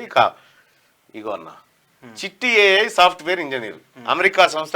ఈ ఆర్టిఫిషియల్ ఇంటెలిజెన్స్ వచ్చిన తర్వాత ఇప్పుడు నువ్వు మాట్లాడకుండా నువ్వే మాట్లాడినట్టు చూపిస్తుంది అన్న. అంతే కదా. వచ్చిన తర్వాత ఇప్పుడు అమెరికా సంస్థ కాగ్నిజేషన్ ఆవిష్కరించిందట. చిట్టి ఏఐ సాఫ్ట్వేర్ ఇంజనీర్ అట. ఇప్పుడు మనం పెద్దగా ఇంజనీరింగ్ చదువుకున్నా సరే ఏఐలో అన్ని చేయొచ్చు. అదే వస్తుంది. ప్రగతి పనుల సందడి. ఎన్నికల కూడా అమల్లోకి రాకముందే శ్రీకారం. వివిధ జిల్లాల్లో భారీగా అభివృద్ధి పనులకు శంకుస్థాపనలు, ప్రారంభోత్సవాలు చేసిన మంత్రులు. కొత్తగా చేరిన వారికే భాజపా పెద్దపీట. 3 రోజుల క్రితం చేరిన 4గురికి టికెట్లు. మొత్తం 6 స్థానాలకు అభ్యర్థుల ఖరారు. సిట్టింగ్ ఎంపీ స్వయం బాబురావుకు దక్కని అవకాశం. దేశవ్యాప్తంగా 72 మందితో భాజపా జాబితా. ముందే మేల్కోండి, లేదంటే హైదరాబాద్ మరో బెంగళూరు అవుతుంది. నీటి కొరత నివారణకు చర్యలు తీసుకోండి. భవన నిర్మాణంలో ఇంకుడు గుంత. మొత్తం నీళ్ళన్నీ కాంగ్రెస్ ప్రభుత్వమే దాగిందన్నట్టుగా మొన్నటిదాకా నిలబెట్టింది టీఆర్ఎస్ పార్టీ. అవునవును. ఆరూరి అటు ఇటు బలవంతంగా తీసుకెళ్లిపోయిన భరాసా నేతలు, అడ్డుకున్న రమేష్ మద్దతుదారులు, భాజపా నాయకులు. గులాబీ పార్టీలోనే కొనసాగుతానన్న వర్ధనపేట మాజీ ఎమ్మెల్యే ఏడుతా ఉన్నాడు. కానీ పాపం దయన్న కోపము. దయన్నని 26 ఏళ్ళ అమ్మాయి ఒడగొట్టే. 40 ఏళ్ళ రాజకీయ అనుభవం ఉన్న దయన్నని 26 ఏళ్ళ వయసు ఉన్న అమ్మాయి ఒడగొట్టింది. ఆర్టీసీలో 3,035 ఉద్యోగాల భర్తీ. ప్రభుత్వ తుది పరిశీలనలో ప్రతిపాదనలు. జాబితాలో అత్యధికంగా 2,000 డ్రైవర్ పోస్టులు ఉండబోతా ఉన్నాయి. మరో 4 భాజపా భరాసా అభ్యర్థులు ఖరారు. వరంగల్లో కడియం కావ్య, చెవెళ్లలో కాసాని జ్ఞానేశ్వర్, జైరాబాద్లో గాలి అనిల్ కుమార్, నిజామాబాద్లో బాజిరెడ్డి గోవర్ధన్. ఎంపీ అభ్యర్థులను ప్రకటించిన కేసీఆర్ వరంగల్ ముఖ్య నేతలతో సమీక్షా సమావేశం నిర్వహిస్తా ఉన్నారు. ప్రణీత్ రావుకు రిమాండ్. 5 హామీలతో కాంగ్రెస్ నారీ న్యాయ్. అన్నారంలో తీవ్రంగా ఇసుక సమస్య. రాఫ్ట్పై 3 మీటర్ల మేర మేట. తగ్గిన నీటి నిల్వ సామర్థ్యం. మేడిగడ్డలో ఇంకా పెద్ద ఎత్తున ఇసుక మేటలేసింది. గత 5 ఏళ్లలో 22,217 బాండ్లు జారీ. సుప్రీంకోర్టు సమర్పించిన అఫిడవిట్లో ఎస్బీఐ. చిప్ రంగంలో అంతర్జాతీయ శక్తిగా భారత్. మోడీ 3 ప్లాంట్లకు శంకుస్థాపన చేసినట్టు ఒక వార్త. ఇవి ఈనాడు దినపత్రికలో ఉన్నాయి. పేపర్ అనొద్దు అన్నాడు కాబట్టి అనే పరిస్థితి లేదు. నీ ఫేవరెట్ పేపర్ ఇది. నమస్తే తెలంగాణ. మరో 4 ఖరారు. బీఆర్ఎస్ లోక్సభ అభ్యర్థులు 2. కాదన్నా, నేను అన్నదాంట్లో తప్పు కూడా చెప్పాను. ఇది ఎవరు న్యూస్ అన్న? వాళ్ళదే. ఇది ఎవరి మీద యాంటీ రాసిండన్న? కాంగ్రెస్ మీద. ఇది ఏందన్నా? కాంగ్రెస్ శుభమాన బెంగళూరు దుస్తులు మనకి రావద్దా? ఒక్క న్యూస్ ఆటో ప్రణీత్రావు నడవక ఏమైందన్న ఆటో నడవగా ఆయుష అంటే ఇది నువ్వు బస్సు ఇయ్యకు మీకు ఫ్రీ బస్సు ఇచ్చారు ఇదేనండి ఇది ఇమేజ్ మీకు ఫ్రీ బస్సు తీసేయాలంటారు మరి నువ్వు మొత్తం ధర్నాలు చెప్పి ఫ్రీ బస్సు తీసేయమని చేపిస్తాడు. ఇక్కడ కనీసం ప్రణీత్ రావు అరెస్ట్ అదే వాడుతుందా? ఏది లేదు లేదు. మన మంత్రులు ప్రారంభోత్సవాలు చేసినవి ఉన్నాయన్న అసలు ఆ వార్తే లేదు. ఇక్కడ ముఖ్యమంత్రి రేవంత్ రెడ్డి ప్రాతినిధ్యం వహిస్తున్న కొడంగల్ నియోజకవర్గంలో తాగునీటి కోసం అన్న ఫోటో ఉందా చూడండి అక్కడ. ఫోటో తర్వాత ఎంత లత్కోర్ పని ఉంటుంది అంటే వీళ్ళ దగ్గర. నేను స్పీకర్ ఉన్నాడు కదన్నా మన ప్రసాద్ అన్న ఉండు కదా, ప్రసాద్ అన్నకు సంబంధించినది ఇగో ప్రసాద్ అన్నకు సంబంధించి ప్రసాద్ అన్న ఏమంటాడు ఎప్పుడు అక్కడ మెతుకు ఆనంద్ ఎమ్మెల్యేగా ఉన్నప్పుడు అన్న ప్రతిపక్షంలో ఉన్నప్పుడు ఆయనకు సంబంధించినటువంటిది ఇది.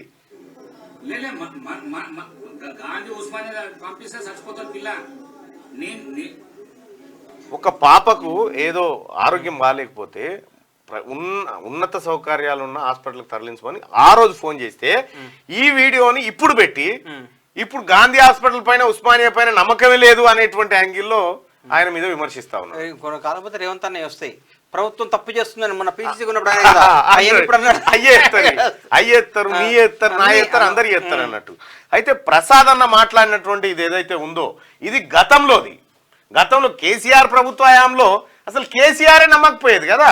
ఆయనకి పన్నునొచ్చినా కన్నునొచ్చినా యశోదకు పోయేది, సర్కార్ దవాఖానకు రాకపోయేది అసలు. మరి అందుకోసమే సర్కార్ దవాఖానలు గతంలో కేసీఆర్ పరిపాలనలో బాగలేక ప్రైవేట్ ఆసుపత్రికి తీసుకుపోమని చెప్పిండు. కానీ ఇప్పుడు దీన్ని తీసుకొచ్చి సోషల్ మీడియాలో వేసి టీఆర్ఎస్ పార్టీ నాయకులు ఇప్పుడే చెప్తున్నట్టుగా క్రియేట్ చేస్తా ఉన్నారు.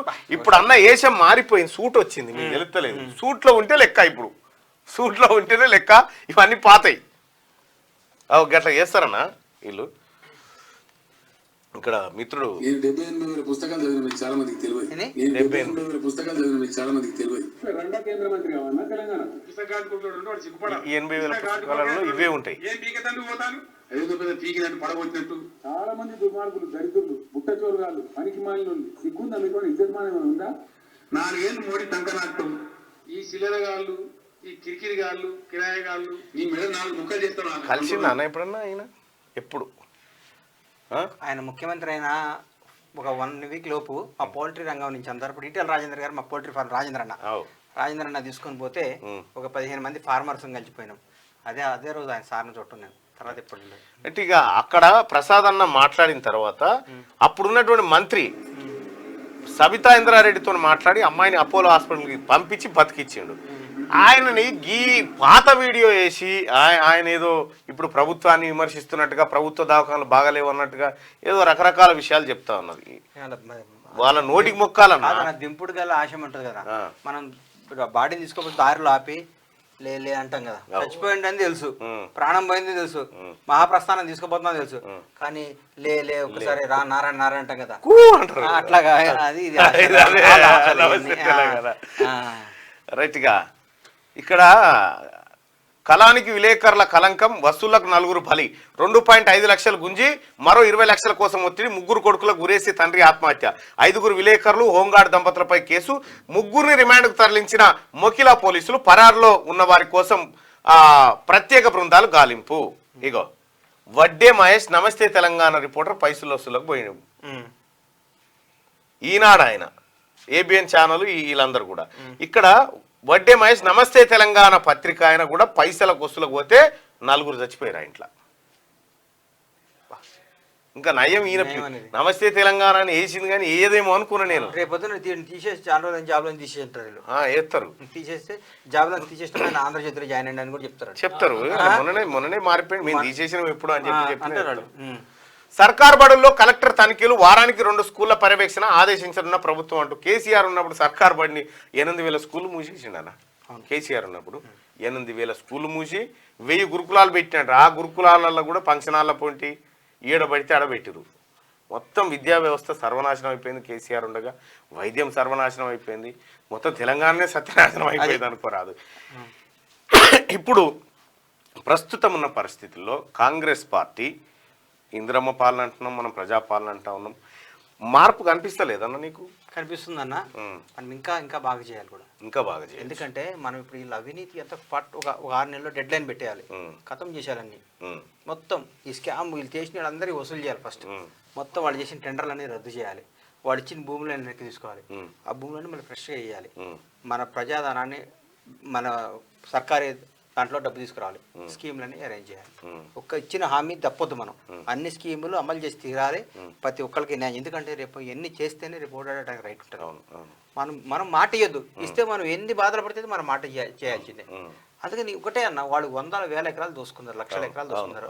ఆ తీసుకొని మళ్ళీ రీటెండర్ అయ్యి పైసలు వస్తాయి మనకు, గవర్నమెంట్ లో పెట్టుకొని చేయాలని నేను అనుకుంటున్నా. లేకుంటే ఇప్పుడు అవుటర్ రింగ్ రోడ్ ఉందన్న, 20 ఏళ్ళకి ముందే అమ్ముకొని పైసలు 30 ఏళ్ళకి అమ్ముకపోయినప్పుడే ఎంత లిక్కర్ ముందు కూడా 2 ఏళ్ళకి ముందు ఆక్షన్ టైం కాకుండా వేసుకున్నారంటే వీళ్ళని ఏమనాలన్నా, వీళ్ళని ఏమనాలండి. థ్యాంక్ యూ సో మచ్ అన్న, మార్నింగ్ న్యూస్కి వచ్చినందుకు. మీరు రాజకీయంగా మరింత ముందుకు పోవాలని మనసారా ఆకాంక్షిస్తా ఉన్నాం. అలాగే సుదర్శన్ అన్న, భరత్ అందరికీ పుట్టినరోజు శుభాకాంక్షలు. ముఖ్యంగా వదినమ్మకు శుభాకాంక్షలు చెప్పండి తరఫున. ధన్యవాదాలు.